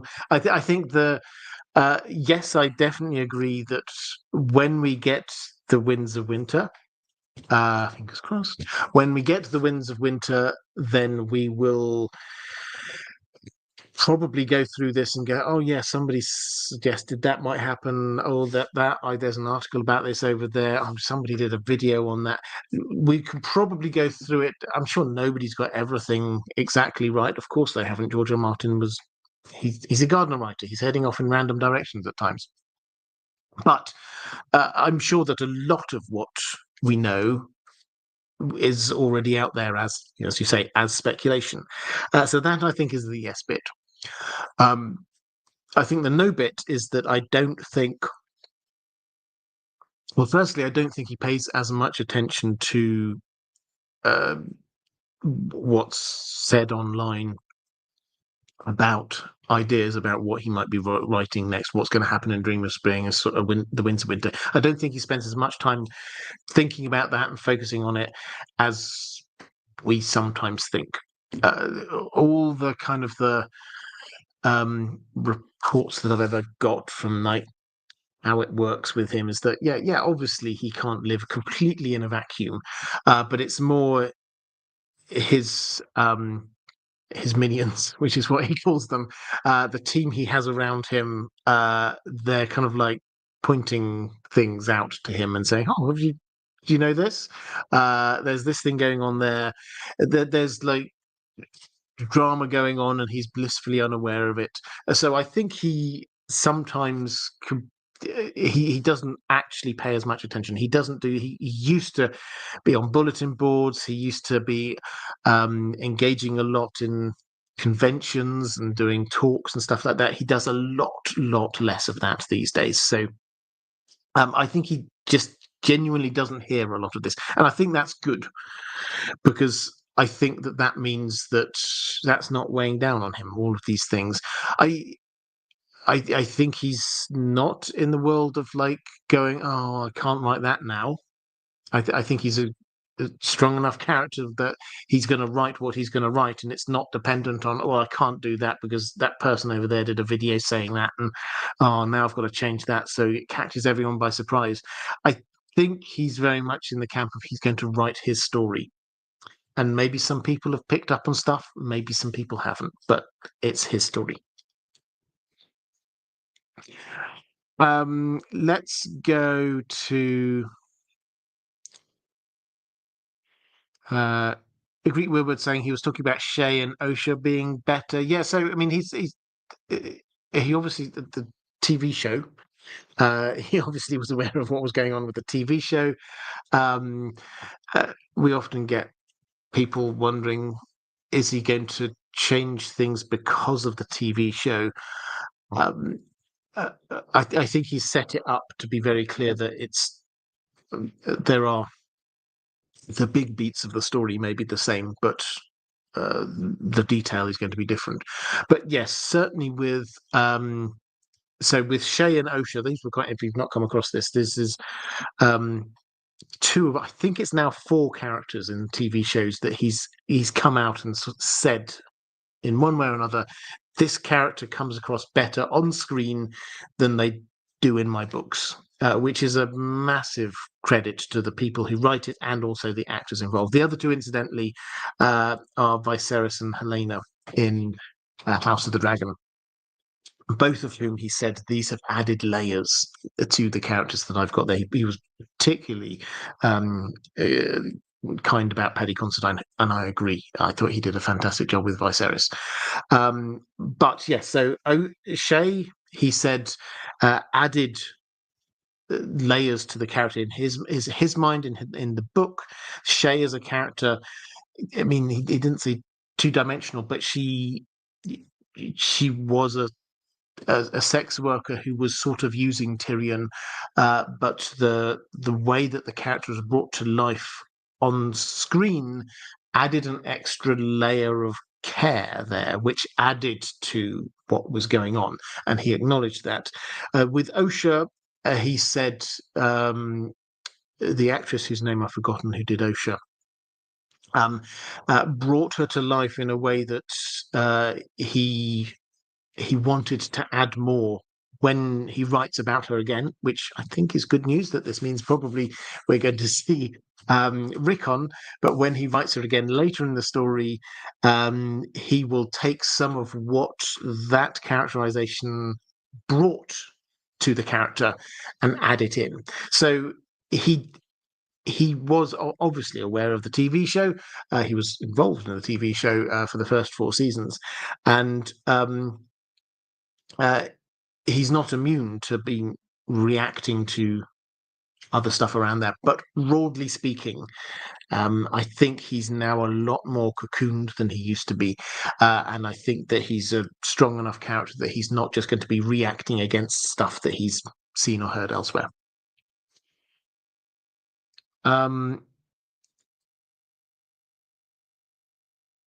Matthew is saying, I have this fairly vivid memory of George R. R. Martin at a con interview discussing how you can't change the resolution of a mystery just because somebody figured it out. So assuming he still goes by that. Yeah, well, absolutely. He does. And he's been quite clear. We always talk about he's a Gardner writer because he emphasizes this a lot. In a way, I sometimes think he overemphasizes it because that's his lived experience in the moment is a lot of his time going off on tangents and then having to pull it back in again. That's what takes up the time for him. But he's been very clear. He knows where this story's going. He knows with the main characters, he knows where it's going to end up. He knows the main threads of this plot. And that is not going to change. Regardless of what happened on the TV show, regardless of what people think, he's writing his story. He's not writing something to make other people happy. And yeah, hat off to him for that. Sir Friend, happy Thursday, Robert, and to you too. We must surely see Benjen again. Narratively, it helps Jon's growth and Jon's development, him disappearing, particularly him likely knowing Lyanna's story. But what do you think will be the narrative justification for Benjen not coming back sooner? Best wishes, warmest regards, and to you. So, yeah, I think I would agree that this did help Jon's growth and his development with Benjen going. So that's clearly part of the reason. And he was not in his uncle's shadow. And for narrative purposes, the more you go into this, the more you go, oh yeah, that kind of makes sense. I mentioned in passing that Benjen probably, if he was still around, would have been one of the prime candidates to be Lord Commander, following on from Joe Mormont. If he was, then certainly that means that Jon wouldn't be Lord Commander, and probably, well, maybe Benjen wouldn't either. There's a lot of stuff going on in that chapter with all the voting, but you'd think anyone who was voting for Jon might also consider voting for Benjen, so maybe that vote would get split. There's a lot of layers going on there. But yes, him being gone for a long time does mean that Jon has to grow up into the role on his own. He hasn't got this kind of he does have mentor figures, but he doesn't have that uncle mentor figure with him. Obviously, Benjen being gone for a while also prompted the Great Ranging, which is a hugely important part of the narrative at the Wall. So heading north, Jeremy leading the Great Ranging, heading north, finding out what's going on there. The Night's Watch gets decimated, destroyed there. Only a small fraction of them make it back to the Wall. That's hugely important to the plot.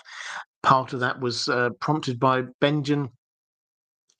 This has allowed George R. R. Martin to keep, as you said, lots of people have said, to keep the secrets. Benjen's secrets have not emerged. So that is, as a narrative tool, that has allowed Jon to carry on being himself without having this burden of, oh, and by the way, you're also heir to the Seven Kingdoms kind of thing. So that, I think, is quite an important thing. And this allows the timing of that shift. The timing, and it has to happen at some point, from Jon just being this rando guy at the Wall who's come good. He's obviously not completely rando. He thinks he's a stark bastard, but to you are a child of prophecy. You are potentially the heir to the Seven Kingdoms. That completely shifts this idea of who Jon is in the eyes of others, because at the moment he's not being held up on this pedestal. He's seen as by a significant proportion of the Night's Watch as being the person who broke their Night's Watch vows, a person who is going against everything the Night's Watch stand for. This is why he's murdered, and it's we often overlook it because we see this from Jon's perspective, and he's there going, "Yeah, we've got to go off and help out the Starks, go to Winterfell." But from the Night's Watch perspective, here's this guy who's taken over as Lord Commander, and he's let the wildlings through the wall. Which is just anathema to everything that they've ever done. He's handed over control of one of the um, castles on the wall, the fortresses on the wall, to a king. He's given wildlings control of other ones. This is this is completely against everything they've ever stood for. So he has to shift at some point. He has to shift from that point where he's been looked at as just like a bad leader of the Night's Watch by some, to a point where he is being held up as this is the guy who is, potentially a Targaryen, child of prophecy, prince that was promised, and all of those things. Gilio saying, do you think Benjen's disappearance is one of those eternal mysteries that will never be answered and just serve as a catalyst for subsequent events? No, I don't think so. I wouldn't put it past George R. R. Martin to leave a mystery unsolved. But he did set it up as such a mystery. We forget this, having gone through all of the books, and it's kind of died down a bit later on. But he set this up. This was almost every chapter with Jon. It's like, where's Benjen? Is he still alive? What's going on?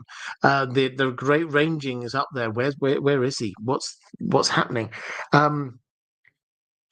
So I think he set it up as too big a mystery to not comment on it at all. Even if we do, and I don't think this is the way he's going to do it, even if we do just get some kind of like passing reference from somebody saying, oh yeah, I saw him, he got killed, whatever, that we need some resolution. Andrea Maya Johog, probably completely mispronounced that. I do apologize. Saying, compared to his siblings, Ned is probably the most southern because he's spent many years in the Eyrie. What are your thoughts? Well, certainly, yes. In terms of his upbringing,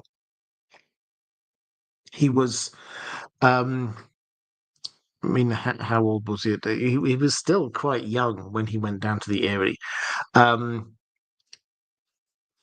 So he did spend most of his time in the south.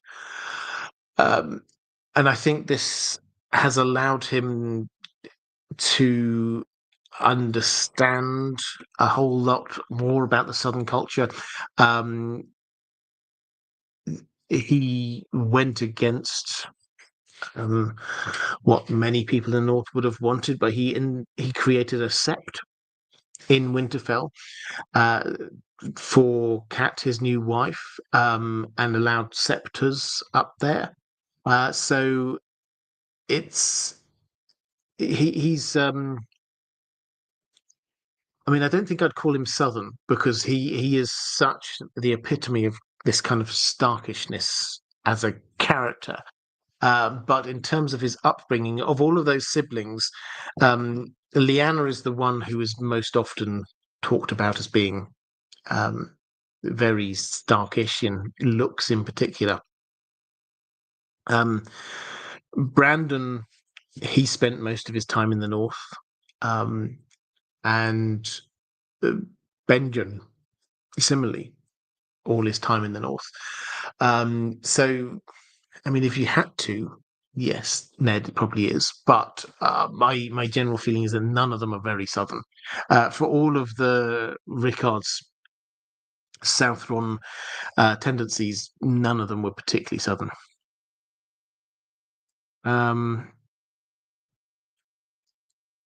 Kirsty Angel, interesting question. What do you make of the Black Pool? This is, I assume, the Black Pool just by the Weirwood tree in Winterfell. What it symbolizes, and also what was going on with Benjen falling into the pool when he was younger, playing with Lyanna.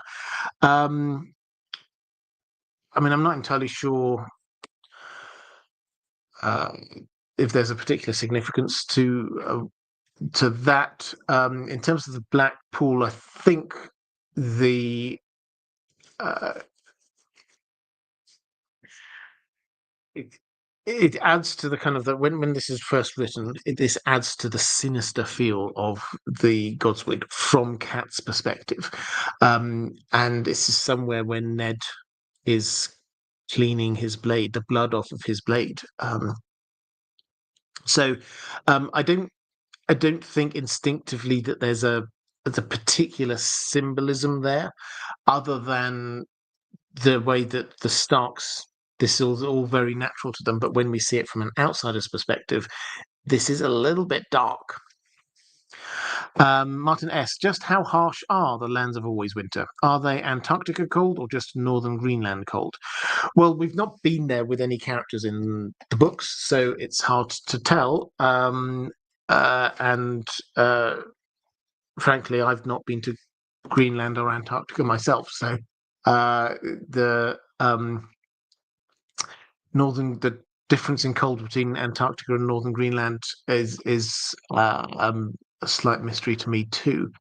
I expect they're both very cold, though.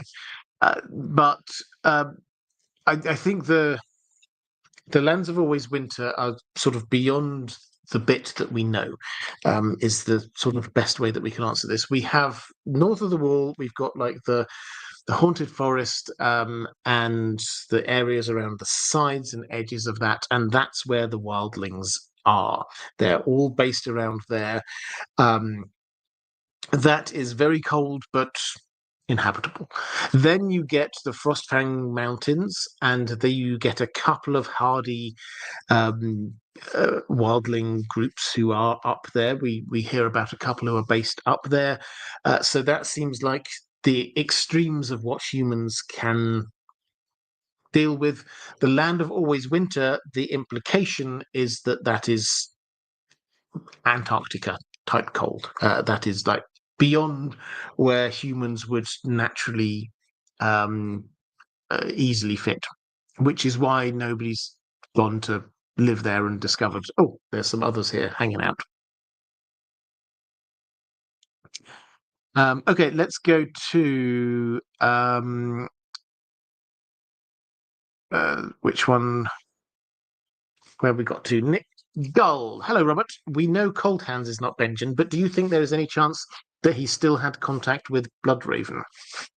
I can understand him seeing the whites and wanting to figure out what is going on if he was not captured or something, but seeing something that has supposedly been gone for thousands of years and not warning the Night's Watch doesn't make sense to me, unless someone told him he needed to do something else. So yeah, this is an interesting. So Bloodraven, I'm sure, will have been aware of Benjen doing his thing, and it kind of, yes, it would make sense that you would maybe he would kind of like bring him in and talk to him about stuff. The fact is though that Bran, we're not really shown this very clearly, but Bran is there in Bloodraven's cave for quite some time, and we've not come across Benjen. They've not talked about Benjen. We've not come across him in any way. The implication is that if he was there, he had to have gone sometime before, and certainly in time to get back to the wall if he'd wanted to. So I'm open to this idea that he did. I mean, I don't think he would have stumbled across this. I don't think that he would have followed the whites wherever they were going, and they were presumably going to meet up with the army of the dead, which was kind of like shambling southwards past the Fist of the First Men. So I don't think he would have just like kind of stumbled across Bloodraven's cave, but Bloodraven could have gone out and grabbed him. But then what did he do after that? It's there are lots of ways we can go with this, and I try and present this in like, maybe he's dead, maybe he's like still alive. George R. R. Martin could. We have to be honest, and we have to be humble enough to say he could have just done entirely different things with this story. He could have taken Benjen could have got picked up by Bloodraven. Bloodraven could have talked to him and then sent him off on some mission somewhere that we just simply do not know about. He could end up anywhere. That's a possibility. I don't think that's what's happened, but it's a possibility. Because George R. Martin does with this gardening writing, he will have thought about where does Benjen go, and then maybe he'll go, well, okay, he's Bloodraven's there. Would Bloodraven have tried to stop him? And then he would have followed wherever his muse took him down that path. So it's entirely possible there's something outside of all of our thinking that might have happened here. Let's go to Catherine Furseth saying, "Hi Robert, do you think there is some symbolic meaning in the name Benjen that might point to his fate? Ben is son in Hebrew, and when I looked it up, Jen is from Welsh, meaning, among other things, white shadow." Someone in the chat, for fun, might know more. But for fun, putting on your tinfoil, what could this mean? Well, I'm going to throw this to the chat because there's always people in the chat who, I mean, I think this is a Karl thing, perhaps, always good with the names and the symbolism, what Benjen might mean. So put in the chat if there are theories for the symbolism that's going on here. I'll give you the boring answer first. The boring answer is that George R. R. Martin typically takes not for his like Targaryen names, but for a lot of kind of Westerosi names, particularly First Men names, he takes a stereotypical sort of British or Western European name, and then sort of tweaks it a bit. So Edward becomes Eddard. He has Robert as well as Robert, and here Benjen is just like a tweak on Benjamin. So that, I think, is the boring answer. It may well not mean anything, but yes. So Benjamin means son. Benjamin, the most famous Benjamin in the Bible, is Jacob's youngest son, and obviously Benjen is the youngest son of the Starks of his generation. So perhaps there's that. The idea of this white shadow I quite like as well, as a son and a white shadow. Perhaps George R. R. Martin is trying to show us that he's, like Ghost, and so yes, he's already dead or something. It's possible, but I will have a look here. Karl Karsnark, I knew you would come through. Ben or Bin means son of in Semitic languages like Hebrew and Arabic. I'm not sure about Jen. That looks like it's related to Jennifer, perhaps. Excellent. Brian Valco saying Benjen is George R. R. Martin-esque Benjamin. Yeah, that's my take on the boring answer on this one.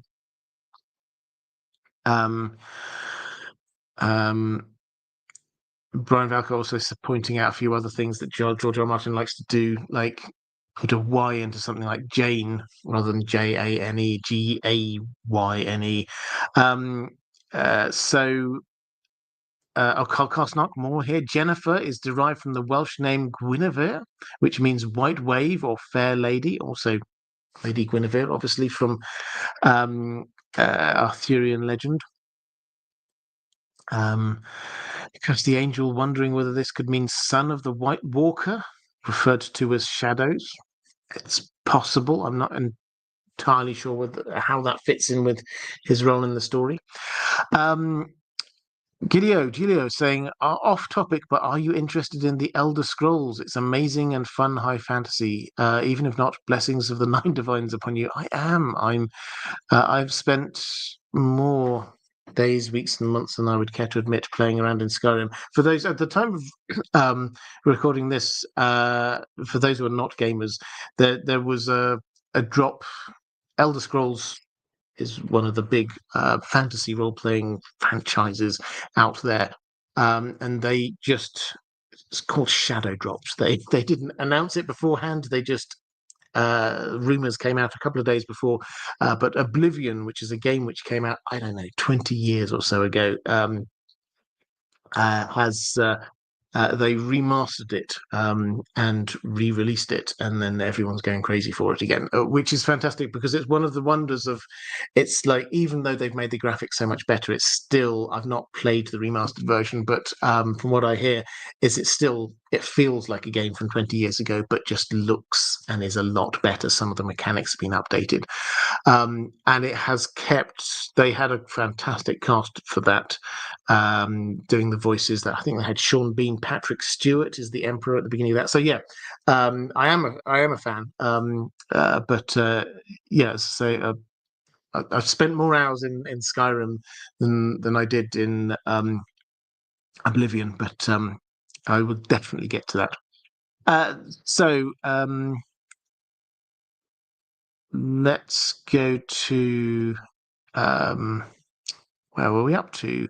Let's go to Ranabin Mitra saying, salutations, Robert and Dan the dog. Hope you're doing well after last Thursday's celebrations, GGMU. Yeah, can I just say a very brief thank you to this is not a football stream. We're not going to talk about football, but there was a big football match on with my team last Thursday. I paused it after full time. It was 2-2, and then it went to extra time, and I watched that after the stream. And can I just say thank you to anyone who saw the extra time and didn't tell me in the chat what happened, because that was one of the most exciting extra times I've ever seen, and I'm very happy it didn't get spoiled for me. So thank you very much. But yeah, that was epic, Renabir. Thank you very much for that. So similar to Cersei last week and the narrative purpose of her having prophecy, what is Benjen's narrative purpose in the remaining story? He hasn't got a POV chapter, and I wonder how you see George R. Martin using Benjen in The Winds of Winter. Exactly how can he be useful in driving certain plots forward?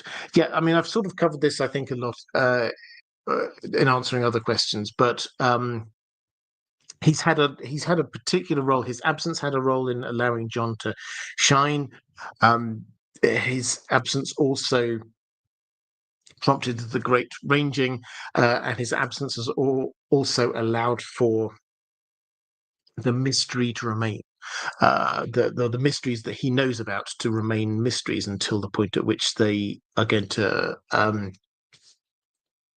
be revealed, or should be revealed. So one thing that I will just sort of add to that, because I think it's quite a touching thing, is Jon spends a huge amount of time in the books thinking about, wondering who his mother is. And I really like this idea that Benjen is the one to tell him who his mother is, because Benjen clearly cared about Lyanna, his sister. And I just really I think it also allows Jon to appreciate Ned's sacrifice, because he did make a sacrifice, and in order to save him, by taking on what he thought was the shame of having a bastard son and going through all that time. And Ned, it's quite cuts quite the tragic figure when he's there in the black cells. He thinks he's going to die, and he's thinking about all these things that he didn't manage to do, the broken promises, etc. And I would. It's not a redemption thing for Benjen, but I think it would be wonderful and quite moving if he can be the one to fulfill the oaths that Ned made all that time ago, and give Jon the peace and understanding about who he is and what Ned did for him. So I'd love that if that works. I mean, there are a million other ways that Jon could find out about his ancestry, but I probably my favorite is Benjen.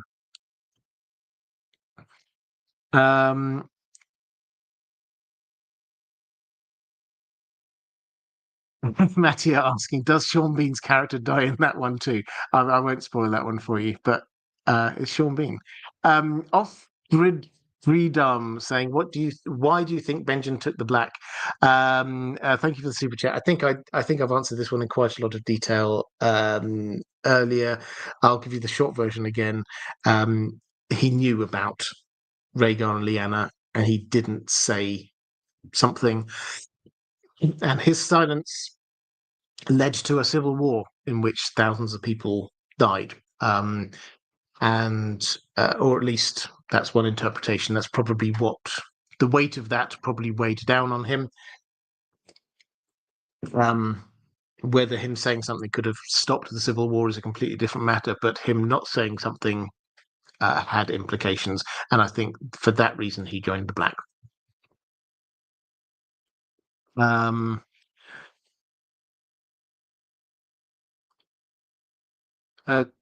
Armani, do you think it's possible Ned created a statue for his siblings, broke the Stark stone giant magic thing?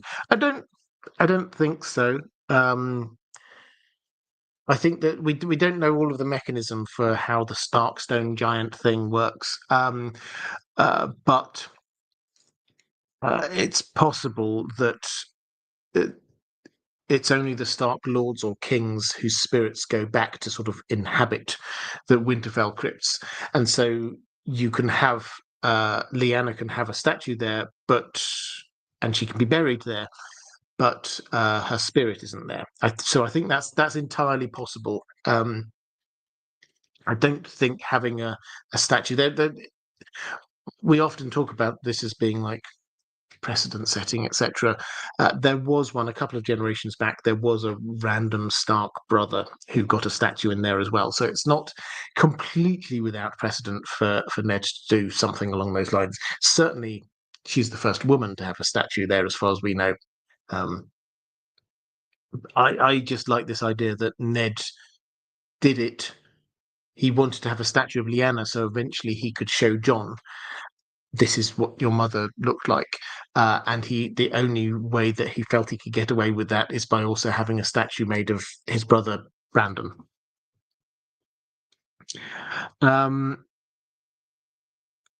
John Ansell, a gentleman of your standing must support the finest football club in the world. And I'll pause here for one moment, let everyone guess who he might be talking about. Portsmouth FC. I will not. I will not comment on that one at all. Reflective Rambling sent one IDG Live membership to Pyramidion, and also you sent one to Auntie Slayer. Thank you so much, Reflective Rambling. I appreciate that. Right, let's go to. I think there was.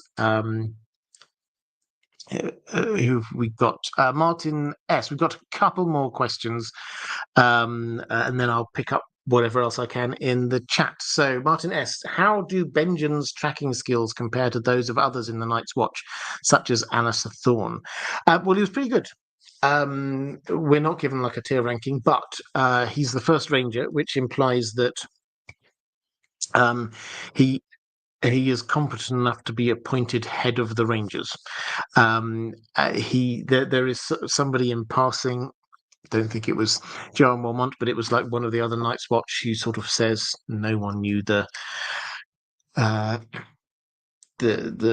Haunted Forest better than Benjen did, which seems to imply that he knew his way around.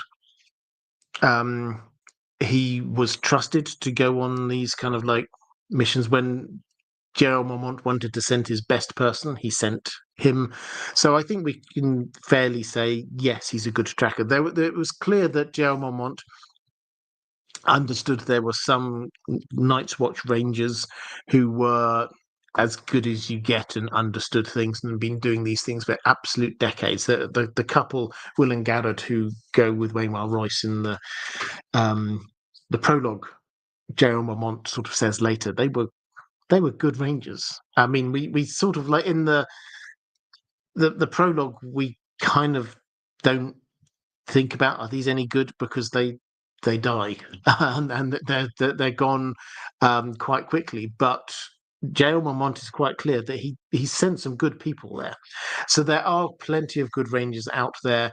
Alistair Thorne is not a ranger.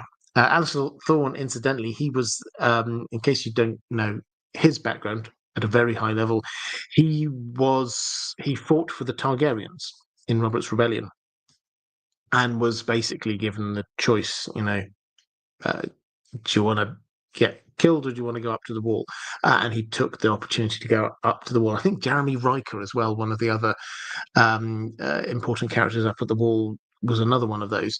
So that was his background. He was a knight down in the Seven Kingdoms, and then he went up to the wall and he became Master of Arms, which basically means he was training the new recruits, and also the Night's Watch who were sort of there and just wanted to keep themselves up to scratch. So he wasn't really there going out ranging beyond the wall. I'm sure he did go beyond the wall every now and then, but that wasn't his speciality. This was Benjen's speciality.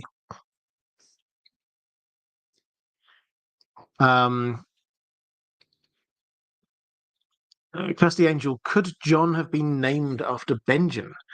Benjen is also referred to as Jon in conversations by a couple of people in a few chapters. Is he? I don't know about that. I might have missed that bit. But no, I think Jon is named after. So this is the name that Ned gave Jon as a cover. It seems unlikely that that was the name that he'd been given at birth by Lyanna. That's a whole other a sort of arc to go down, so we won't go down that one. But this is the name that Jon chose, that Ned chose, and he chose Jon. Why did he choose Jon? Well, Jon Arryn was his foster father, and as we've said, he was there from a very young age. So Ned. So Benjen was 4 when Ned went, and I think Ned's 4 years older, maybe, than Benjen. So he was still very much a child when he went to the Eyrie to get fostered. And so when we're saying that Jon Arryn is Ned's foster father, we're meaning it. That he brought him up. He probably knew Jon Arryn better than he knew his own father. So if the reason why, it seems reasonably apparent, the reason why Ned chose Jon as that cover name is that nobody would dispute it. Oh yeah, obviously that makes sense. You call your child after your foster father. So in the same way that he named his eldest son Rob after King Robert. Oh yeah, obviously that's a sensible name. You're going to be doing that. That's the kind of thing. Rickon named after Rickard, Bran after Brandon. He had this track record of like naming people after other people he knows. So that's why we get the thing. I don't think it was named after Benjen. Right, let's go. Charis Ballerina saying Benjen tells Tyrion it's not the wildlings that have been giving me sleepless nights. If he was aware of the White Walkers, why was the Night's Watch so unprepared for them? If not, what could he have seen up there? So I don't think it's not. I don't think it's a case. When Tyrion gets up there, if you remember, Tyrion has these conversations with Jeor Mormont, and the others are sort of all hanging around, and they're saying, we haven't got enough men here, we haven't got enough resources, but they're kind of like fighting against Tyrion's cynicism when he's like talking all the Grotkins and things north of the wall. But Tyrion has to kind of accept when there's something they don't want to really name what it is because they don't know for sure yet. But Tyrion has to accept these are actual serious. Pardon me. These are serious people. Jeor Mormont is not just making up stuff. Jeor Mormont is a grizzled, clever guy who's been around and he knows he's not just going to like fantasize about random. Oh, there's the others have returned kind of thing. Tyrion is quite struck by this, how these are serious men who come out with this. But the situation is not that they've got evidence and they say, Tyrion, Here's the evidence that the others are back. They've heard. There've been sightings. There've been rumours. There've been rustles in the dark, that kind of thing. Somebody over at Eastwatch thought that they saw some when they were standing at the top of the wall. The Everyone will know about cluster, and then the wildlings are all gathering, and then there's rumours. There's abandoned villages. The wildlings are scared of something, um, and it's at that stage in the story. They don't feel that they're yet in a position to say the others are back, they're coming, because these are legends from millennia ago, but they know there's something going on. They can sense that there's something there. And Benjen, having spent a lot of his time, he's first ranger, he spends a lot of his time out there, he can just sense there's something wrong. There's something that the wildlings are acting weirdly. That's not right over there. I've heard this crazy story from these people over here. There's something. And so when he's saying it's not the wildlings that have been giving me sleepless nights, he doesn't know exactly what it is. He's fearful. He's had old man stories. He's grown up on them, so he'll be thinking, is it them? But still, that's just stories, right? All the clever people, Tyrion, would mock this idea. So that's what we've got going on there. Right. Last question from my patrons. This is actually a Lord of the Rings question. Ranabir Mitra saying, while watching your video regarding the dead men of Dun Harrow that I released yesterday, I think, I got an idea that the cursing magic of the Stone of Eric somehow results in men having the same effect as those bearing any of the 9 rings for men. I know we get no evidence for this, but am I right to assert the claim? I.e., the cursing magic used by both methods results in the same outcome, wraiths. By the way, the Melonheads and I pronounced the Stone of Eric, as in Eric Ten Hag. In the video, I pronounced it the Stone of Erech. It is spelled Erech. I think you're right, actually, having sort of looked into this. And, I mean, Tolkien, obviously, is quite big on the languages, and so a lot of the words, I'm just as an aside here, I think really, the words that he has in his world, there are specific ways that he would pronounce them. I go quite easy on this. I know some people get quite picky about how words in Tolkien are pronounced. I think that some people get put off from Tolkien because they think that they're going to be told off for pronouncing things in the wrong way. I pronounce lots of things in the wrong way. When I find out exactly how they're pronounced, I will try and pronounce them that way. I will call it the Stone of Eric Ten Hag from now on. But for those who, in answer to the substance of your question, for those who don't know, if you remember in the films, then Aragorn summons this kind of army of the ghostly dead. There's more background to this, obviously, in the books. Millennia ago, they were sworn to Isildur to oppose Sauron, but then didn't. They didn't go down. They didn't fulfill their oath, and Isildur basically cursed them. The power they did their oath on this great big round stone. It's massive black stone called the Stone of Eric. And they basically got cursed to just stay there until they fulfilled their oath.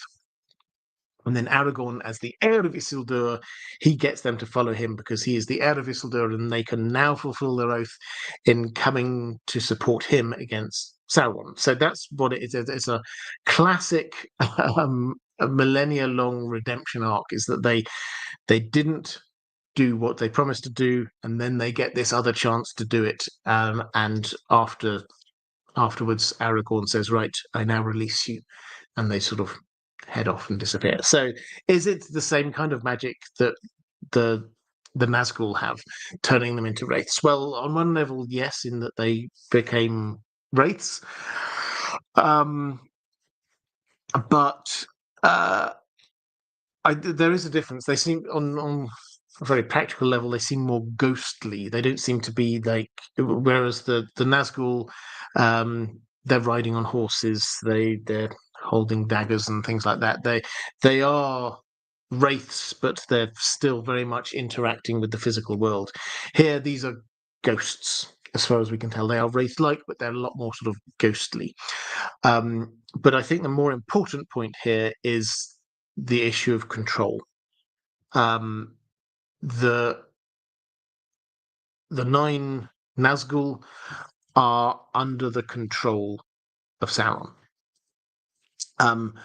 That's not what's going on with these dead men of Dunharrow. The Oathbreakers, as they're known. The curse was binding, but it didn't control them. They had the choice still. Aragorn came, he did not come in and say, I am now asserting my right to control you, you follow me now. That's not what happens. He comes in and basically says, you're those guys who swore you'd do this. This is your chance. Do you want to follow me? And they do. They follow him. It's their choice to do that. And it's Aragorn then releases them. Once they've done the thing they should have done, he releases them. So it's their choice still. This is not his control. They could have stayed there. He didn't order them. Okay, so that was the last question from my patrons. Let's have a quick flick through the chat. Karlsnock, as always, coming out with the derivations of the stone Eric. Lots of Greek going on there. And saying a magic stone structure, if you like. Yeah, absolutely. So Chock, Tolkien knew what he was talking about. The Greek words there are beyond me, I have to say. But thank you very much for that. Andrew K, big factor for me with Benjen Whiting. It seems only plausible way he survives and re-enters the narrative, considering where he likely ventures and the threats faced. Yeah, I mean, I agree. Him being made a white of doing the cold hands thing, as it were, it does kind of make sense. It would be quite the epic quest if I agree with you on this. If he did head all the way up to the lands of Always Winter and all the way back, just as a human, to survive that to start with, that would be quite impressive. So perhaps he was made into white and he could then go and explore after that. Martin S. Could Sauron have taken control of the dead men of Dunharrow? Picking up your question from a moment ago. If they had been taken to Mordor, necromancer thing, I mean.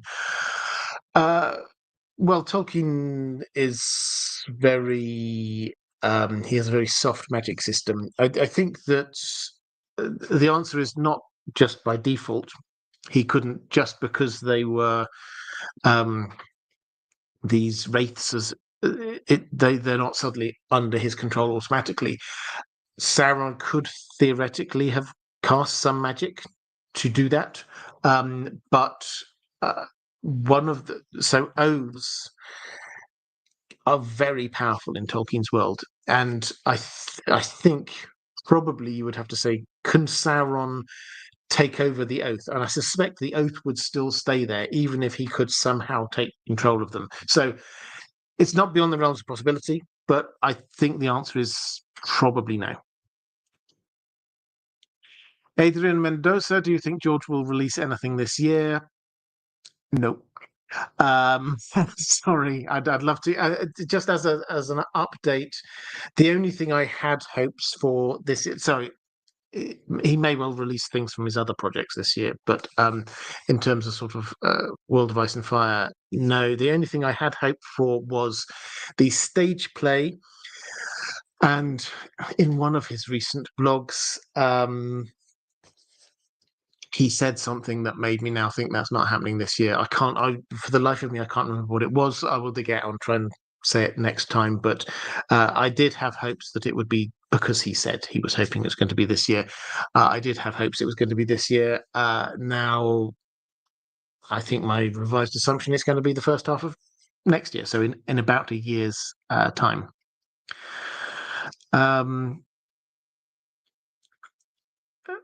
James Shepherd saying he will release something wildcards. Yes.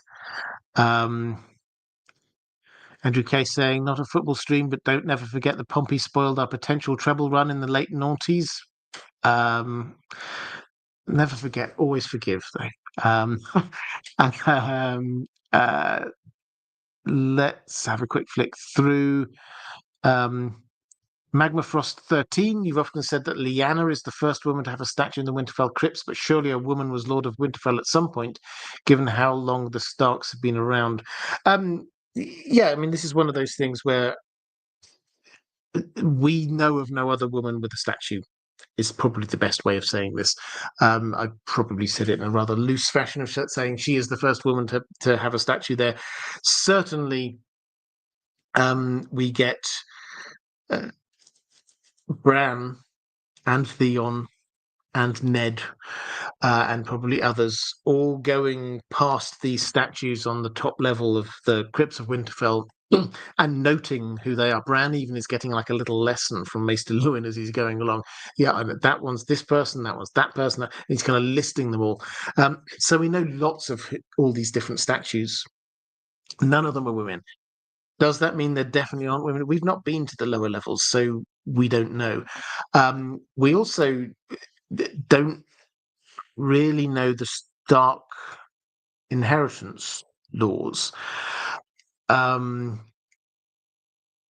I've often sort of pointed out that even with male preference primogeniture, that doesn't mean you only ever get men. You do sometimes get women. The British royal family is the classic example. They have changed it now, but go back through history, you'll find several queens. You can probably name 2 or 3 of them who have been there even with male preference primogeniture. So nothing we've seen from the Starks suggests that it would be impossible for a woman to rule. Indeed, when you get Cat and Rob discussing who he should name as his heir, then they're discussing the ideas of Sansa and Arya. And there are arguments against both of them, but the argument is never, but they're female. It's always, but Sansa's married into the Lannisters now, and we don't want that. And Arya, she's gone missing, might even be dead. So, yeah, if I've probably previously used and probably even in this stream, used to the slightly loose way of saying that Lyanna is the first statue of a woman in the crypts. She's the first statue of a woman that we know of, but it's entirely possible that there might be other women. The point is that she's a double exception. She's a woman, which is incredibly rare, and she's a statue of somebody who wasn't Lord of Winterfell or King of Winter, which is also incredibly rare.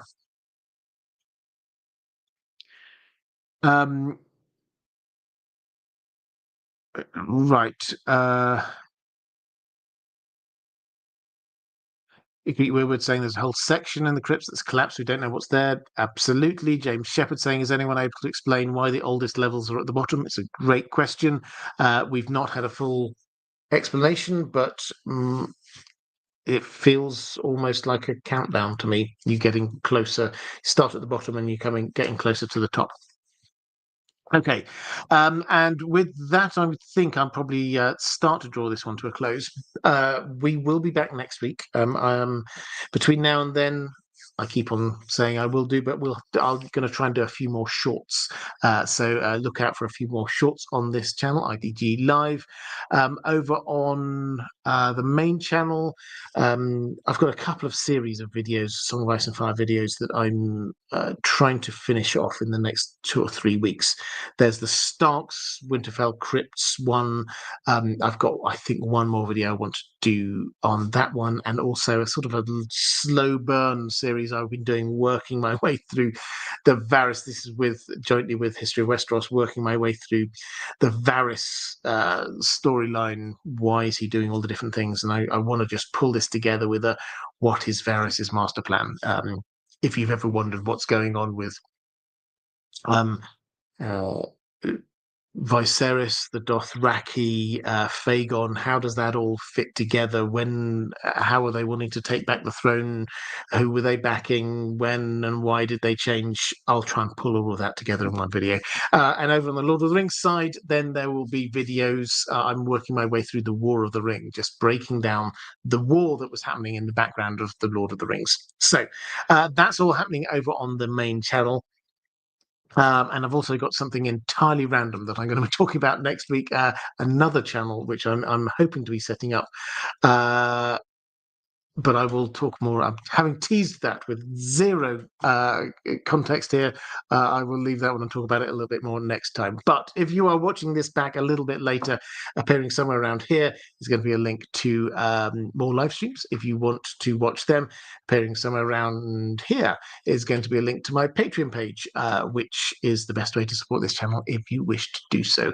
But that is all for this time. Thank you, patrons. I hugely appreciate you. I cannot do what I do without your support. Thank you so much. Moderators, you are amazing. If you're here in the chat, give them a bit of love on your way out as well. That's it. Take care, everyone, and I will see you same time next week.